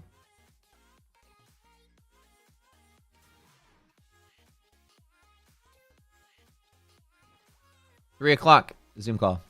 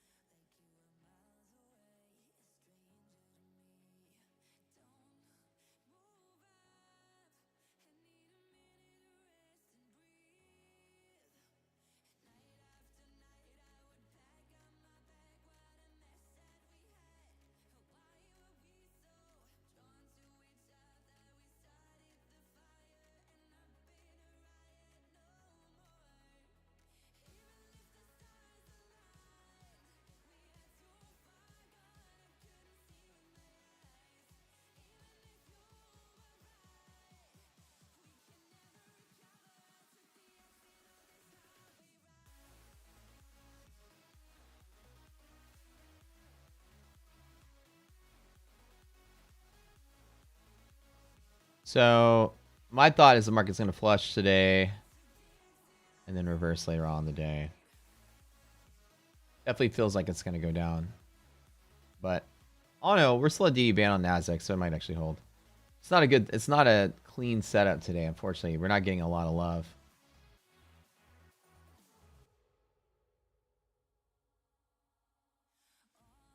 In the stocks.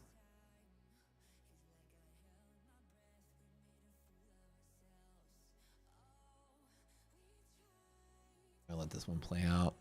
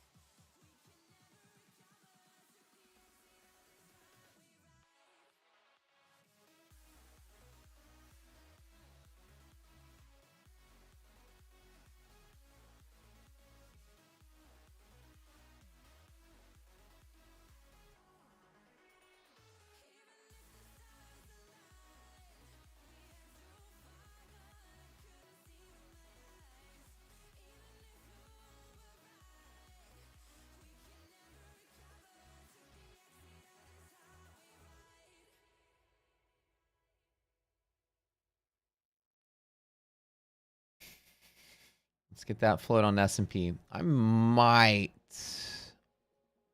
pop it on S&P. How would you calculate SPY levels to ES? So crew, what you do is you put them side by side and you watch one and look at the other. Or at any given point in time, you can just do like a little cross multiplication. An example is you make a fraction, like the current value of ES divided by SPY is equal to some fraction, like it's roughly 10, right? Fraction. Then that fraction, the same thing is equal to your level on ES, right? Divided by level SPY. But we tell people don't convert. You want to look at two charts together. So to convert to level ES, it's the fraction times the level SPY, right? So whatever that fraction is, roughly speaking, it's about 10. But if you want to be very, very like accurate about it, you have to update it in real time. And the problem is because that fraction is never the same. The fraction dances around. Any converted level is going to like bounce on your chart like that. So what we do is do what I do. Put SPY chart here, put ES chart here, and watch them at the same time because they're going to fall at different rates. Like SPY may be falling slightly faster than the ES. ES may be rallying slightly slower than the SPY, or whatever the case may be, right?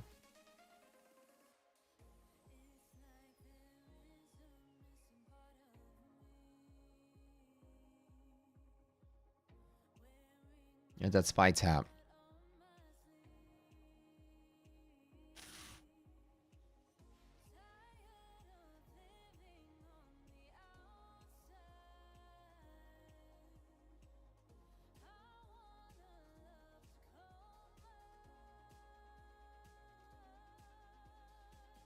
Question is, do I tap it here or not?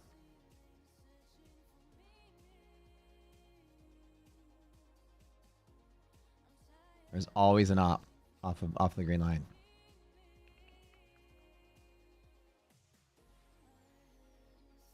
I'll take it. I got you, crew. Yeah, no problem. Are you guys, like I said, check it out. We do this every day.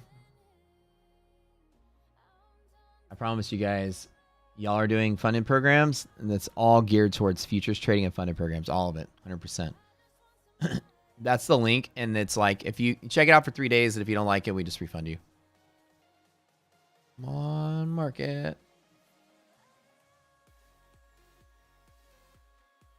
So I hits that lower level. Let's pivot that up. Hopefully today's not the like dog shit collapse day.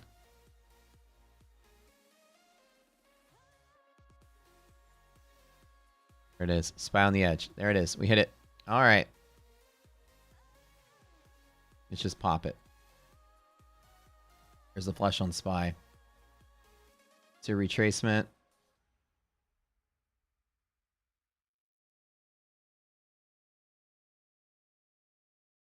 The trade is from here to here.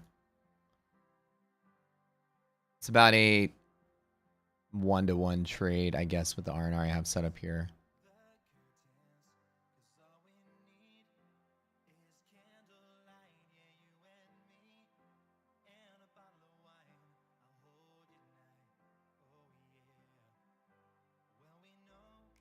Always reversal, DD ratio greater than half. Always take it.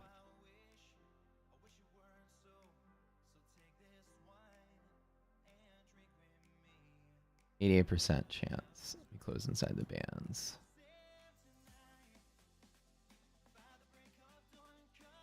You get a flashcard called float. Oh, all right. Where's it at?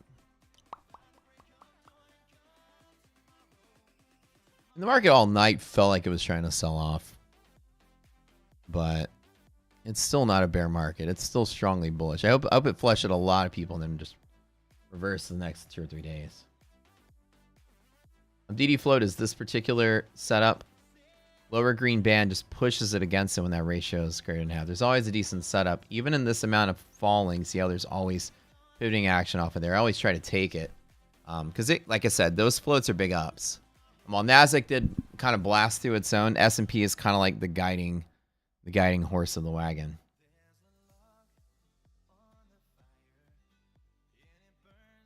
Yeah, that VIX is looking to move a little bit, but even so, like,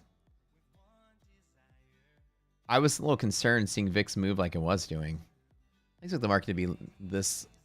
Monthly maps doesn't show any anticipated volatility. That's why this is a surprise to me.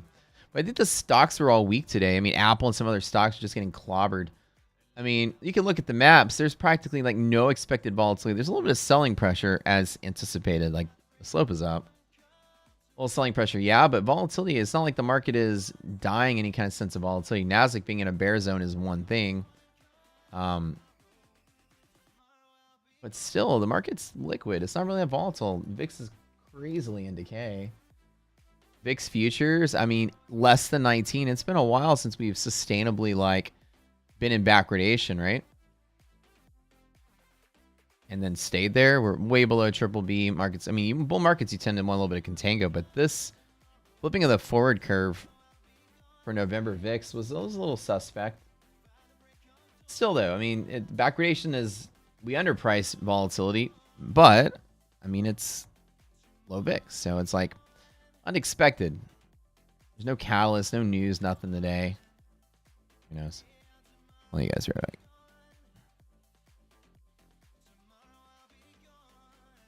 Hold on one second. I'm going to refresh my screens here. Not too worried about it. You know my honest opinion, put a gun to my head. I'll just tell you, the market's going to try to hold this today.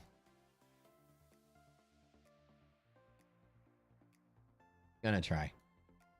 88% of days close between the bands. Doesn't mean this can't be that 12% of days, but we'll see.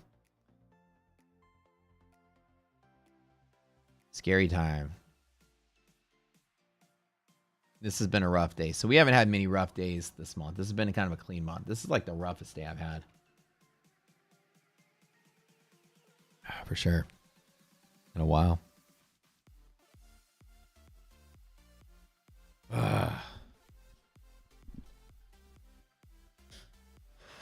It's happy. Yeah, maybe not today. And any selling pressure with low VIX, we know how that goes, right? It's green day, red day, green day, the whole way down. Like, not typically going to be like flush. It's going to be like trading its way down as that VIX climbs. Like, it's going to be like, days are going to be like that. One day down, one day up, one day down. If it does sell for like a week.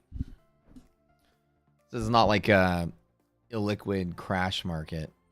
I don't see it. But we'll see. Let's see if I get lucky. Monthly hedge. The problem is monthly hedge on Qs is a little bit lower. So on QQQ, like the problem with Nasdaq is it can flush even further and bounce from there to there, and that's kind of the scary part of Nasdaq.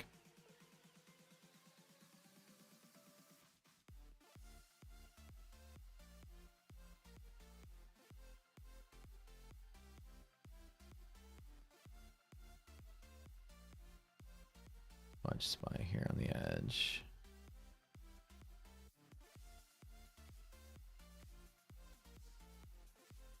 I did not foresee any selling, even with the weak stocks. I didn't foresee it selling like this.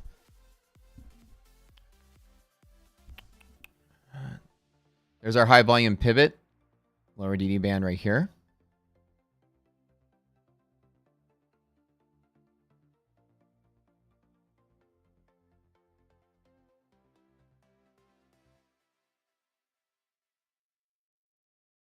So those numbers are calculated, Marie, on futures.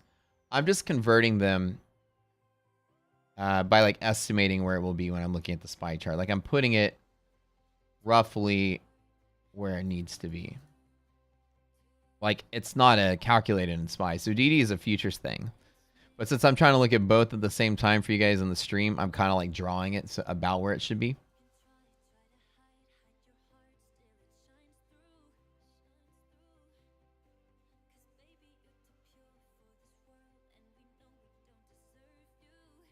That makes sense.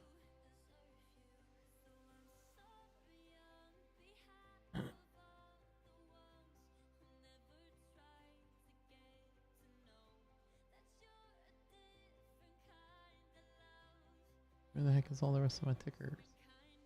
Oh. They're all over there, that's why. I can't even see. Oh, there it is. Additional tabs. There it is. Okay. There's that ES trade. Like I said, I'll scalp it all day long, even if it's crashing. I still try to find good bull setups inside of here. Go, baby, go. This is on the funded account, by the way.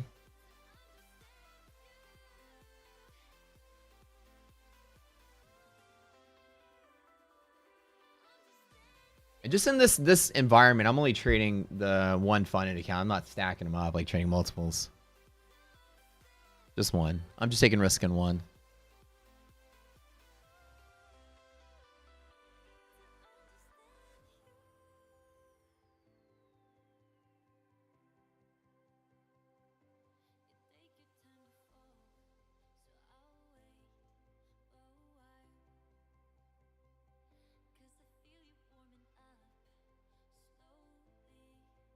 All right, so you guys, I'm going to make a... So y'all tuning in here, I'm going to do a giveaway for ETF.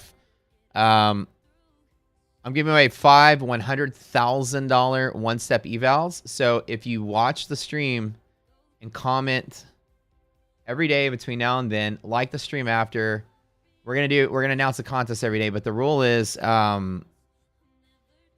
if you present the stream, we talk, leave a comment, like things like that. I'll announce it tomorrow with like more rules. But we're gonna do a giveaway on Friday, so 5 free one-step evals. I'll give you guys the codes for that. Look at that. Big ups. Not big ups. Medium ups. Wait. Giveaway.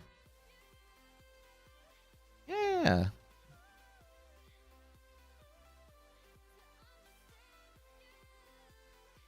This market is just behaving so stupidly today.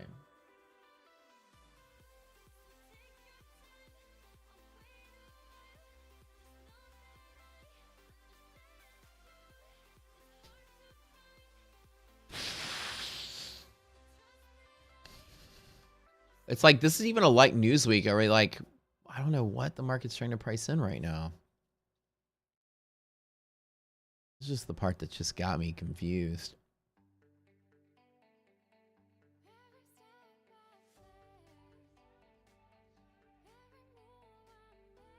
Sebastian, yeah, no problem. Thanks for tuning in, man.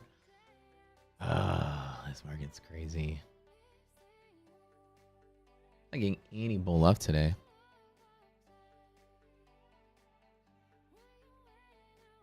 All right. I love this. I love this example of the market. The chart inflating. Good Lord. See how when I was drawing earlier, red day, green day, red day, green day, red day. It's not gonna like flush. Like market's likely not gonna. If it's gonna crash, it'll crash tomorrow, and that's it. We've got some pretty liquid markets though. There's a volatility event. There could be a volatility event. I don't foresee it happening, but normally you get a lot more strength from here to reverse the market. And there's no bear catalyst right now. There's nothing. It's suspicious what the market's flushing and what we're selling. So, Rockscure and ETF, let's go. Love the guys at ETF, man. Great company. Oh, worst market ever. Always a pivot off of here. I like to take it, even though our pivots have been strong. There's a pivot off of there. There's a pivot off of there. I took the long here in the funded. I'm taking the long here off the funded again.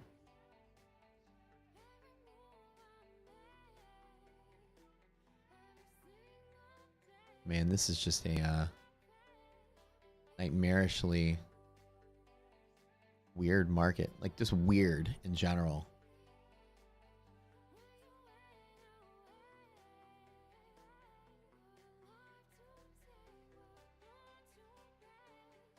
Can't explain it.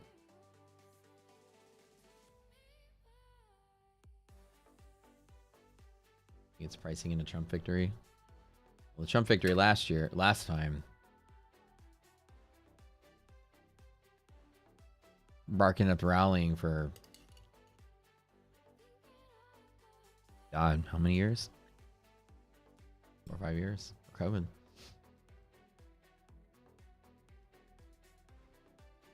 I think this year. Dip before rip. Yeah, I think that's what it is. Dip before rip. I think no matter who wins, I think the stock market's going to go up. I don't think I think while the volatility was crazy, remember when Trump was elected? You hit the 5% circuit breaker. Circuit breakers overnight are what, 7% now, right? But hit the 5% circuit breaker. Halted that selling, and then the market rallied for 4 years. Immediately when people bought up the ask. I was trading that night. It was a fun night. Off that dip. Gosh, like the bid, it's like not even high volume selling either. That's the strange part. Relatively speaking, this is not high volume selling. This is just like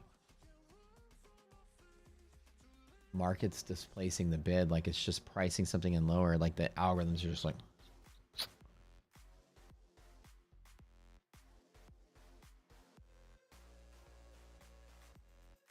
$58.33 is still active. Yeah, still active.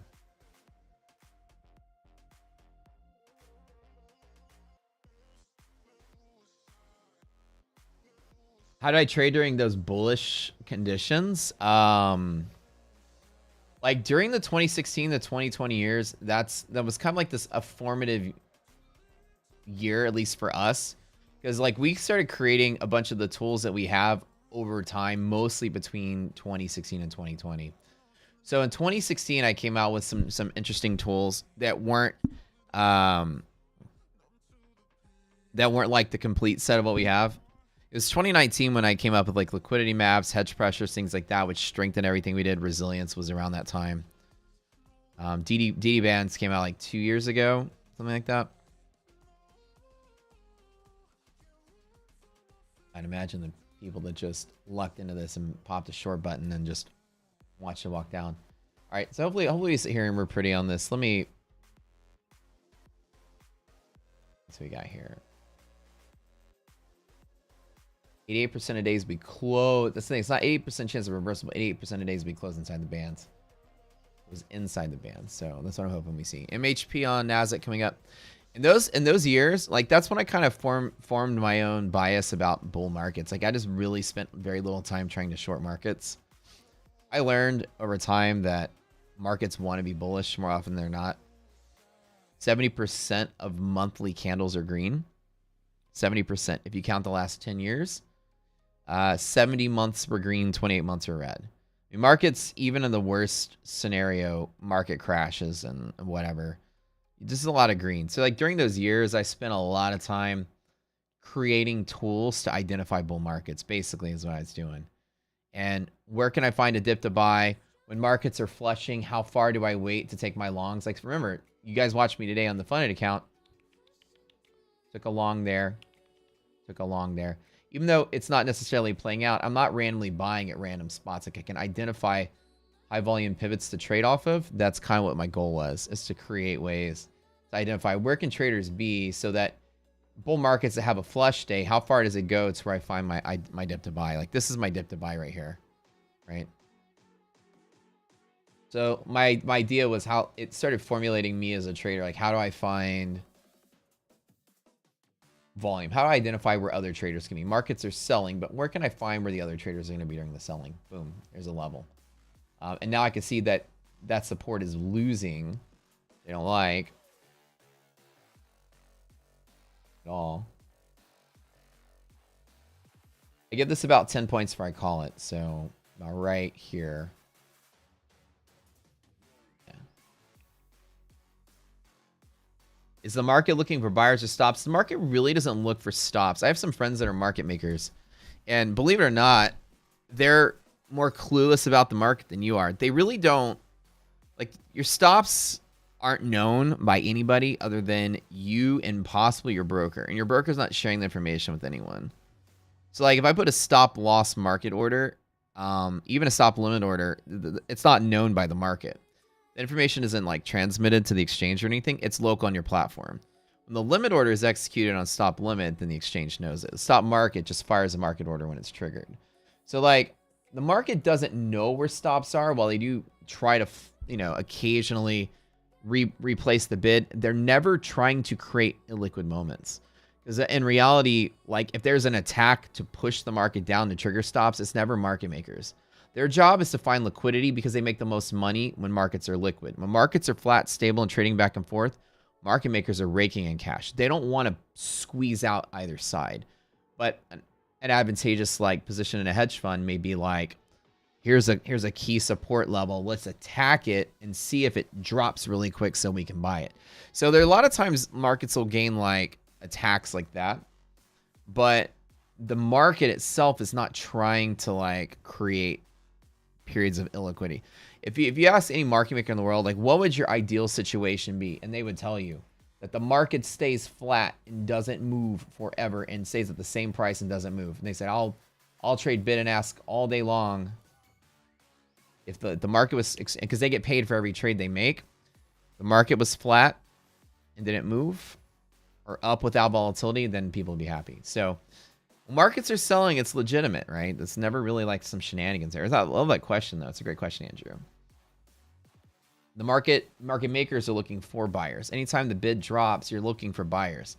So when the market's selling off, it just means the market is surprisingly illiquid here. There's not any buyers to match the selling, so they got to lower the price to attract buyers. Like anytime you got something, right? Like, hey, I've got something for sale and I need to attract some buyers. Let's discount it. bring some people in. And so that's kind of what you see in the market, right? Yeah. But like, it's funny when some friends of mine that are market makers through like major investment banks, you just ask them, they don't have any special technique that they do that's much different than what you and I do. They're not charting. That's number one. They're not drawing charts, not using any technical analysis. Everything these days is all algorithmic, and it's like looking for order flow. Like, where's the supply and demand? And it's all probabilities. Like, are we going to find buyers here? Are we going to find sellers? So they're just basically like trying to match orders. So whether we're present or not in the market is kind of what they're identifying methods are trying to do. Identify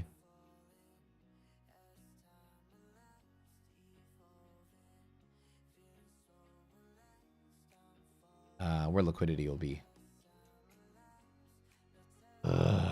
So this is a real, like I said, this is a really one-off day. So the idea that each one of our pivots has moved and failed and moved and failed, it's just a rare, super rare. It's like 10% chance we drop that line. 8% chance we drop that line. So this is the rarest of the rare. This is why all of us are kind of like, man, like crummy day.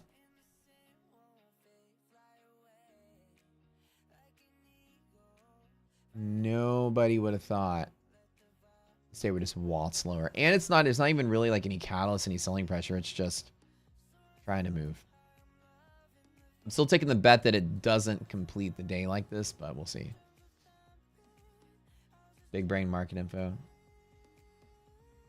Oh, Jason, thanks. That's really nice of you, man. Appreciate it. I've always been on this kind of like investigative journey when it comes to trading. Like myself, to overcome my failure points. It's always been like, you know, as an engineer, like you always ask yourself, you know, what's consistent in a data set? Like as engineers, they're trained to look for patterns. But another thing is they're trained to look for like what isn't a pattern. That's like the number one thing. You know, I worked at plants as a kid. And like I was always solving problems, right? There's a fire or something goes wrong and you have this giant machine. You can't look inside of it. It's like you can say, well, let's take it apart, see what went wrong. Yeah, something goes into this like vessel and all of a sudden nothing's coming out when something should be coming out. The pressure's going up. You're like, what the fuck's going on? And there's like a million things inside of here that can go wrong. And you can't just say, well, let me go turn it off and open it up. I mean, it's full of poisonous stuff, right? You can't just do that. So you have to like look at all the evidence and piece together what you see and find out, oh, you know what? All evidence points to there's like a thing happening right here at this one spot. And so the idea is that you have to kind of figure something out without being able to see it. And so you get all this massive mountain of data and you have to look at it and go like, okay, what's relevant, what's not. So the first thing you do with a big, massive data set of like, okay, there's 50 or 60 different things I can look at, is you remove things to make it simpler. Okay, this doesn't apply, that doesn't apply, that doesn't apply. And so in trading, it's kind of the same thing as like, what's random and what doesn't apply and what's not random. So I started doing some studies on, you know, price action and mechanics. And I'll tell you guys, the most interesting thing I discovered, and famous trader Jim Simons, the Renaissance Fund, like came up with the same conclusion as I found out, you know, years later reading a lot of his stuff, is that the stock market price action is 100% random. It's called Brownian motion. Like the presence of buyers or sellers can't be predicted. So market going down, market going up, market going down, market reversing. You can't predict it. It's random. There's no predictability to price action. So technical analysis immediately became obsolete. It's like, okay, as a trader, I can't use trend-based indicators and moving averages and all this stuff. It's not going to work. It's no better than just price by itself. There's no advantage to that, right? Markets are just fluctuating randomly. Okay, so what is not random and what is predictable then? So I took all the data out there and I said, what is predictable? You know, you find out that kind of the encouragement that I got was understanding that the Globex, which is the computer system that everybody trades through on the exchange, has rules. And so one of the rules is price spanning. One of the rules is velocity logic. One of the rules is circuit breakers. So there are actual mechanical rules that make the market, force the market to do something under certain conditions. Back then, it was if the market fell 5% or rallied 5% overnight, the futures, trading would cease in that direction until the market would open. So there's a rule. Like, despite what you and I are doing, there is a system keeping us in place. And my brain was like, oh, system. Well, that's like repeatable. So what other systems are there? If there's a rule that the market is forcing something at a certain point, what else is repeatable? And so we started trying to figure out ways to extract like repeatable stuff. So that's kind of what my journey took me on, is like, what's repeatable? And I found out that I started studying options and how options pricing works and options hedging is the same across the board. Everyone trades exactly the same way, no matter who you are. Delta hedging, gamma hedging, you hear these words all the time. So then my goal was, let me use that mechanic to create pivots that predict where volume will be. If I can know where all the traders will be fighting, that's better than not knowing where that'll be. An example I always tell people is like, imagine that like, here's a cliff, right? This is my horrible drawing. Here's a stick figure, and this is me, and I've got like some binoculars, and I'm staring over the edge of a cliff, and I see like, you know, way in the distance. This is supposed to be in the distance. I see like, you know, the Trojans and the Greeks, like, you know, marching towards each other. I see one army, I see another army, and I can say with a doubt, they're going to clash right here. I don't know who's going to win. I know they're going to fight there. And so it's the same thing as like, okay, I don't know who's going to win, but they're going to fight here. And we kind of came up with pivots to do that. So here is an example. Each one of our pivots is predictable high volume. It's a battle. And so to identify where the markets are narrows everything down to just a couple places to act on.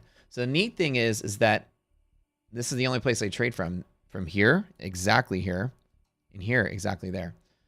The direction is going to be random, but we have a couple of edge tools. As I'm like watching these people march towards each other, if half of these people are like broken legs and broken arms, and this guy apparently is missing a head now, I can make a bet that the probability is higher that these guys are going to win. This army looks a little stronger, and that's where the odds come from. Market's not predictable at all, and it's just statistics. So when I started studying like famous hedge fund traders, how they're doing well, they did the same thing. It's like, we need to isolate where traders will be, and we have a probability under these conditions that the market goes this way rather than this way. And that's literally the best you can do, is statistical odds in a random market. Need some other evidence? Poker players, the same thing. It's a fixed number of cards. Certain amount of cards have been played. Certain amount of cards haven't been played. There are set odds, probabilities that you're going to get the card you need. And then there's a probability against everyone else's cards you can see that your hand's going to win. And so the higher the probability, the bigger the bet. The lower the probability, the smaller the bet. And that's exactly what I do when I trade. And all I did was, like, as years went by, I was trying to find like a magic sauce formula to like predict the market. And I found out the magic sauce formula is not predicting the market. It's learning how big to bet with the odds you have. And that's it. It took years to get to that point. So Zag Nation's question, trading a bull market was like a case study in me learning how to size my positions right.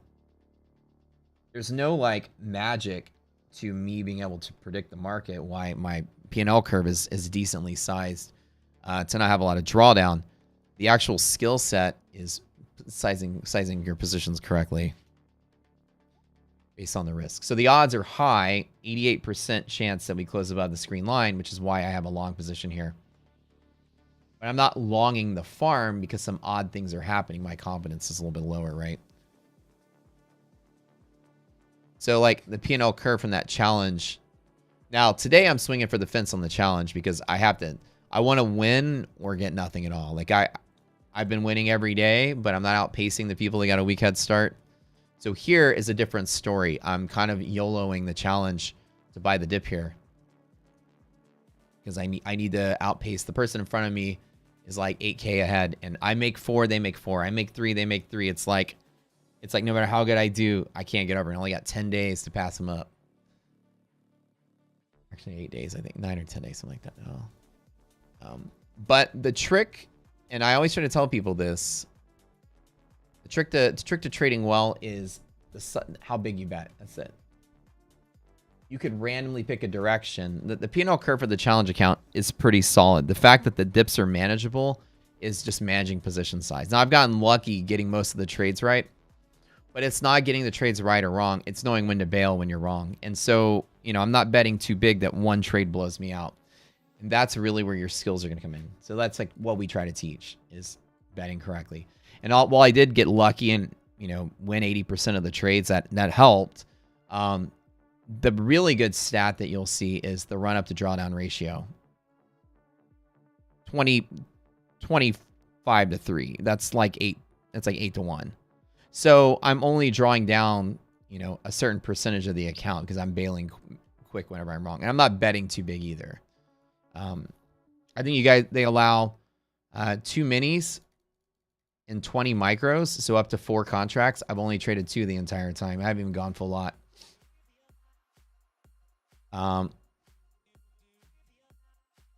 So that's kind of what I spent most of my time doing over the years, was trying to find ways to bet better.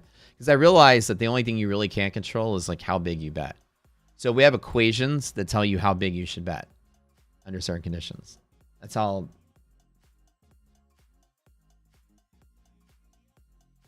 I'm in a trade right now. I'm sorry. You can't see it? Hold on. There it is right here. Sorry. Why was it on MES? I don't have my glasses on. Oh, I was cleaning them. I bought the green line, so this account, this is a funded Elite Trader funded account. This one is up.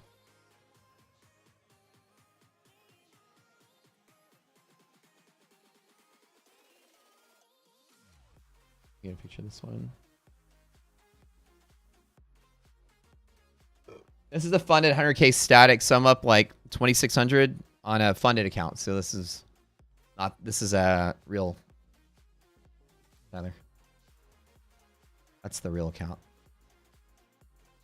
That's currently the trade I'm in.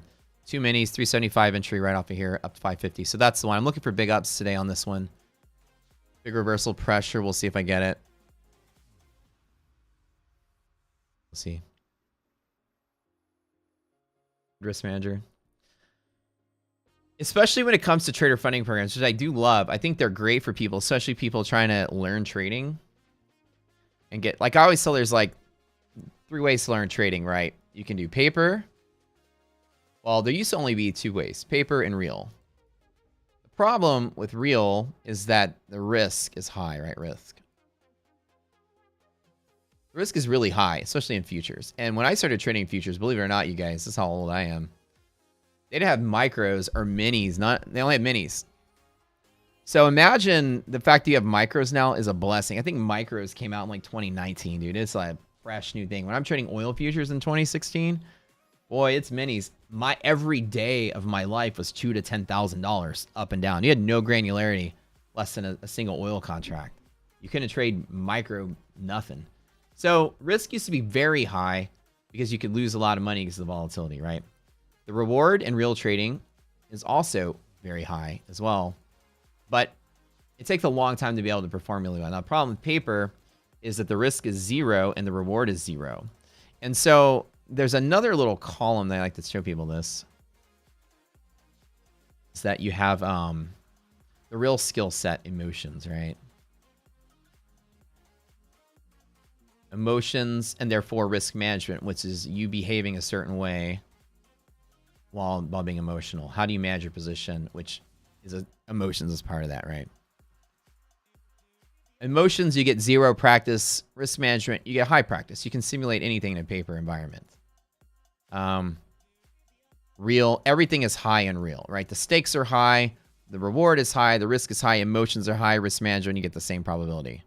So like you notice that there's like no in between, right? And then where funded trader programs came out, it's really neat because if you think about it, you go out there and you pay for like an eval account and you're paying like $50 or something a month. And if you win, you make money. It's interesting. It costs you money if you lose. It makes you money if you win. So there's actually very low risk and very low reward. It's like interesting because it's actually real risk and real reward because you make money and you lose money. So your emotions are actually there because you're going to take it pretty seriously. You're going to be trading for the hope that you're going to win money. And your risk management potential therefore is high. So funded trader programs to me are like the perfect thing to practice in. it's paper trading with real emotions, and it's like real reward and real risk. So it's the perfect practice environment. Paper trading, you're gonna waste your time. Don't even deal. Pay $50, trade an eval. Pay $100, trade an eval. You will take it seriously, and you will learn the ropes, because emotional coaching is really what you're trying to learn. So, like, that's why I like teaching people that trader funding programs are awesome practice environments, especially getting started. Paper trading is just a waste of time. The fact you got real money on the table, you're gonna take it a little more seriously, right? It's easy to YOLO gains in a paper account, but you know, if it costs you $100 each time you got to reset it, you're gonna be trading a little better, right? All right, some of our stats on this again.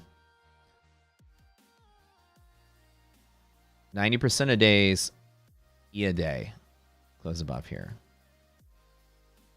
88% of days, close above here. Only 8% of days. Actually, let's start over. 88% of days close within the bands. 4% close above. So it's actually, I know I've been writing 88. It's actually 92%. Because, yeah, 4% close outside the upper band. There's a very high probability that this holds here, which is why I'm betting here. I'm betting small. Big flush day. But yeah, but that's the, like, you guys hang here. The only thing you're really going to catch that I probably do differently is I have a system for how big I bet. And that to me is the difference between winning and losing. And I could pick where traders will be. So high volume pivots, I got that down packed too. But guessing which way, up or down, I just use the odds. But the market's going to be random, right? Remember, I longed right here. And then when it came down to here, I was like, oh, X that, I'm out. I got out of the way. I didn't like it. Boom, taking a second long here, and now it's doing better. So bail when my confidence was low. Get back in on the high probability. Confidence still low. Trading small.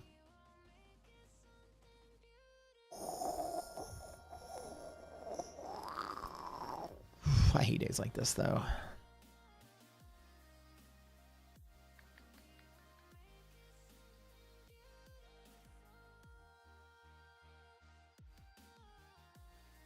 We're doing a course training people on how to manage accounts and account sizes and trader funding programs, like how to manage position sizes and stuff.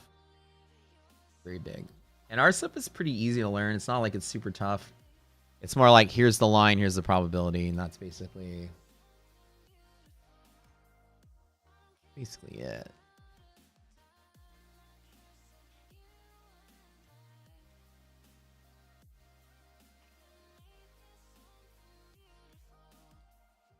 Some stocks like Apple were getting love today. Big weird selling pressures. Nvidia is the same. Intel's the same. Top the same. Meta worse. Or Netflix is Netflix was dying as well. It's such a weird sell. Like, these are all, like, the market opened extremely bullish for all of these things too. That's the weird part. These bull maps are all just completely decimated. So today's an odd day, just across the board. It's not a super big volatility event either. VIX is trading higher, and VIX is in a small weekly gamma squeeze, but it's not even that big. It's like moderate. I feel like it's not even that crazy.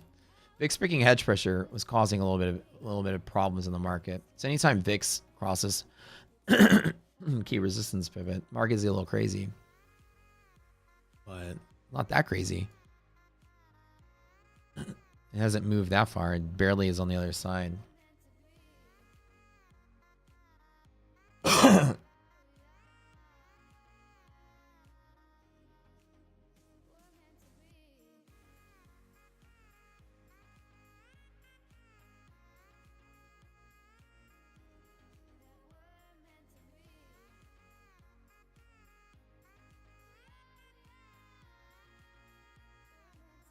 QQQ running DD band right now. Hedge pressure DD right here. QQQ is down here. Pressure back to here. You say 92%. 90% above this line, 8% below. All right, so we get to sub to the channel. We're here every morning. Come back at 2 p.m. Eastern. Come to our Discord. We do a Zoom call. It's a private Zoom call, so it's not on YouTube. Go here, everybody.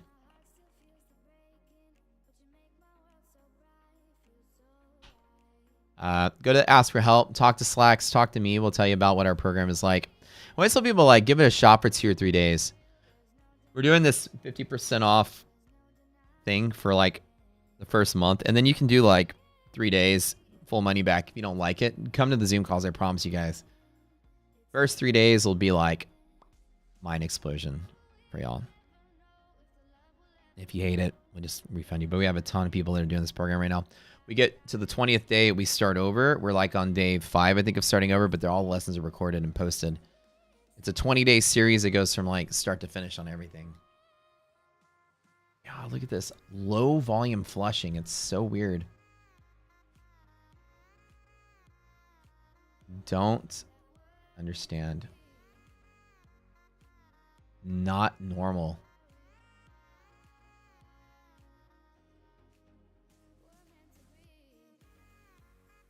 So it looks like tech is selling and people are rotating into finance, I think, is what we're seeing. Let me double check XLF today. Yep, that's what we're seeing.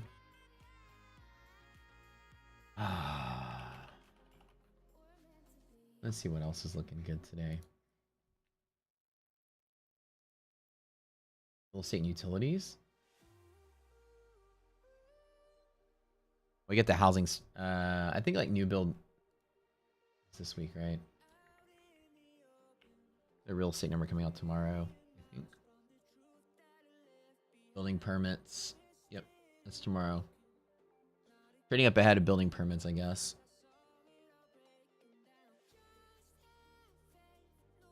No, there's no data. Michigan numbers on Friday, that's it. They're trading higher. Utilities also trading higher. Slightly higher. And discretionary and tech is getting nailed today, though. That's what it is. XLK. Just double checking. There is no support on XLK down here. That's the scary part. Healthcare, another big part of the Nasdaq. XLV just being destroyed today. So like today's big sector sell-offs have been mostly related to Nasdaq. Telecom, consumer discretionary, healthcare, and tech is like the big part of Nasdaq, and all of them are just going to be decimated here. But what's neat is that we are rolling into other areas. We're starting to get some bid in energy, and XLF is getting a little bit of push. Real estate utilities. So as you see, the S&P stocks are starting to fill their gap and push higher. Resilience is getting a little stronger while Nasdaq is weak. So people just selling tech and jumping into other things. There's a big amount of sector rotating today, which is part of what we're seeing. But it's not like the entire stock market is flushing out. As a whole, I still think we support here. Yeah, S&P Res is pushing higher, and that's what I was trying to bet on at the beginning of the day. That the S&P stayed above 0. If that resilience number stays above 0, this guy goes above 0, it's going to be big ups. That's why I'm still kind of hanging on to this. It's trying to get there. And if S&P gets better, it's going to yank people into the Nasdaq. Like I said, this can be big ups today. This is why I'm excited about it. I'm taking the risk, and normally I hate days like this, but I am taking the risk. When I say big ups day, I explicitly mean like big ups day. Like if we get it, it's gonna be huge. I'm hanging on. We'll see.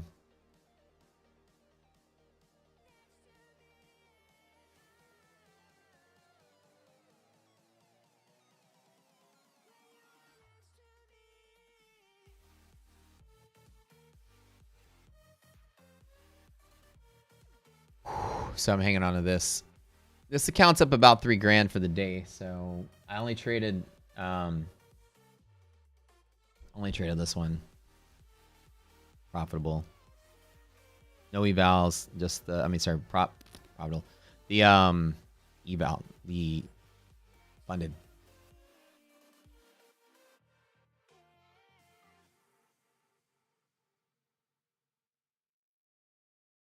Ooh, let's go, baby. Nasdaq pushing higher. Let's double check.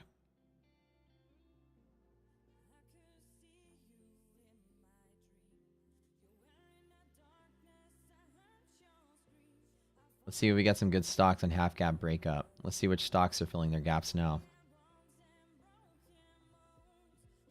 Who we got?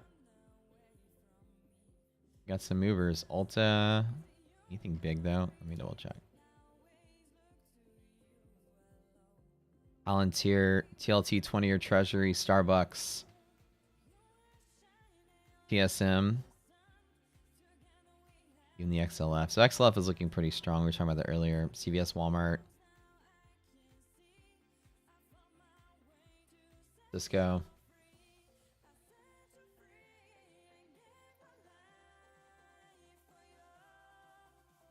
Telecoms. It's good to see like Comcast and others doing slightly better. That was like the kind of a shit sector today. We're getting some movers. These numbers go above 0. It's a reversal day. This is what I'm excited about. You guys gonna hang around for that one. This is a scanner setting that I'm looking for stocks that are filling their gap to the upside. I'll give you an example. JP Morgan, right on the edge. So the open and close price on the algo is where the stock opened and closed at. So open this morning, closed yesterday.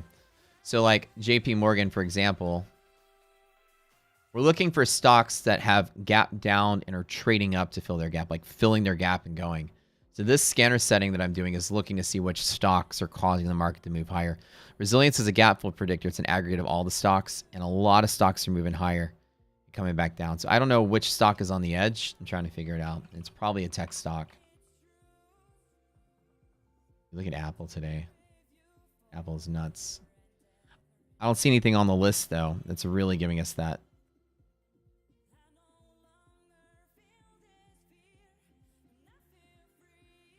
Google, I don't know who it is.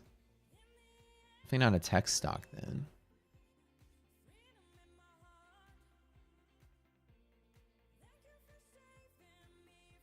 I don't see anything on the list. But yeah, so like, put some of them up there. 85 stocks that are breaking their half gap to try to fill their gap to the upside.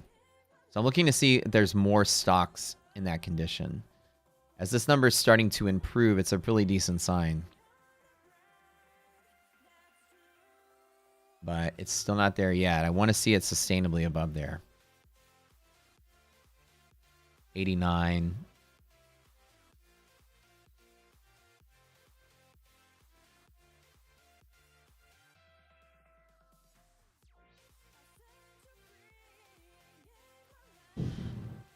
What is going on today?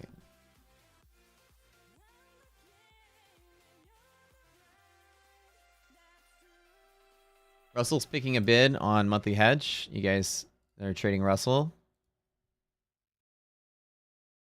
That's really nice to see. Russell recovery today. Looking great. Russell rest still negative. So Russell still got that resistance off of there and that support off of there.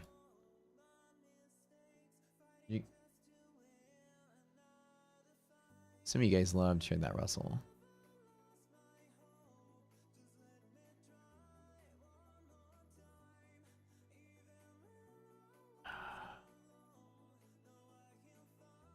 It's not picking up much speed, though. That's what I don't like.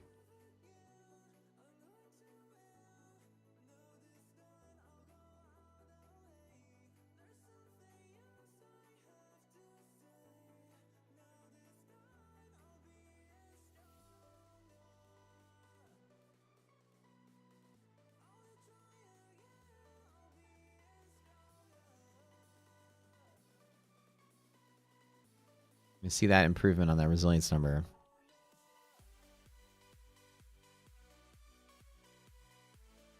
See, look at this.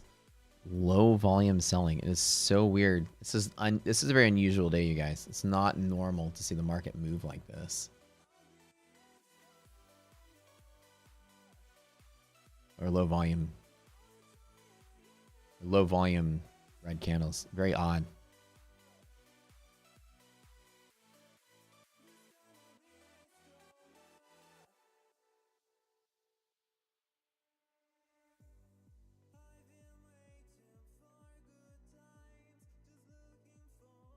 I don't trust the selling pressure. ED has been trading lower. That is one thing to take note of. It has fallen from like the high 70s to like the low 60s, but it's still decent. The ratio is still solid. We have some stocks that are now moving into bear zone as of 1 minute ago.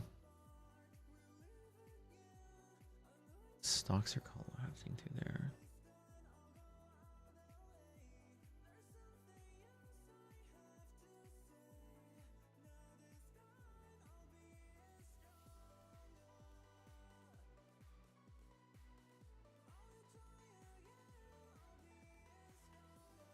MHP on Nasdaq. So this is the Nasdaq's big bounce point. Ugh. All right, I'm going to fight this later. This is about time I get off of the stream. We love you guys. We'll see y'all tomorrow. I'll report back at the end of the day how well it turned out. Love y'all. Don't forget, check out. We have at Rock Scooter. This is just kind of like a man day. Up like 2,000 and something on this account. Challenge account. It's just not doing as great, but we'll see. I got to swing for the fence on that one and outpace the first place. Got a week to do it. When I hit it, hopefully we get big ups tomorrow or next day, but we'll see. Doing a 50% off special for all of our tools. Education. First month, 50% off. 3 days, money back. Check it out. The links are in the description below. Go over to Rocket Place, check it out. And we're also going to be doing a giveaway for Elite Trader funding on Friday. Giving away free accounts. You guys come back every day. We'll talk about it. We'll talk about the rules tomorrow. See you later. Thanks for coming. Don't forget to sub to the channel. We'll be back tomorrow.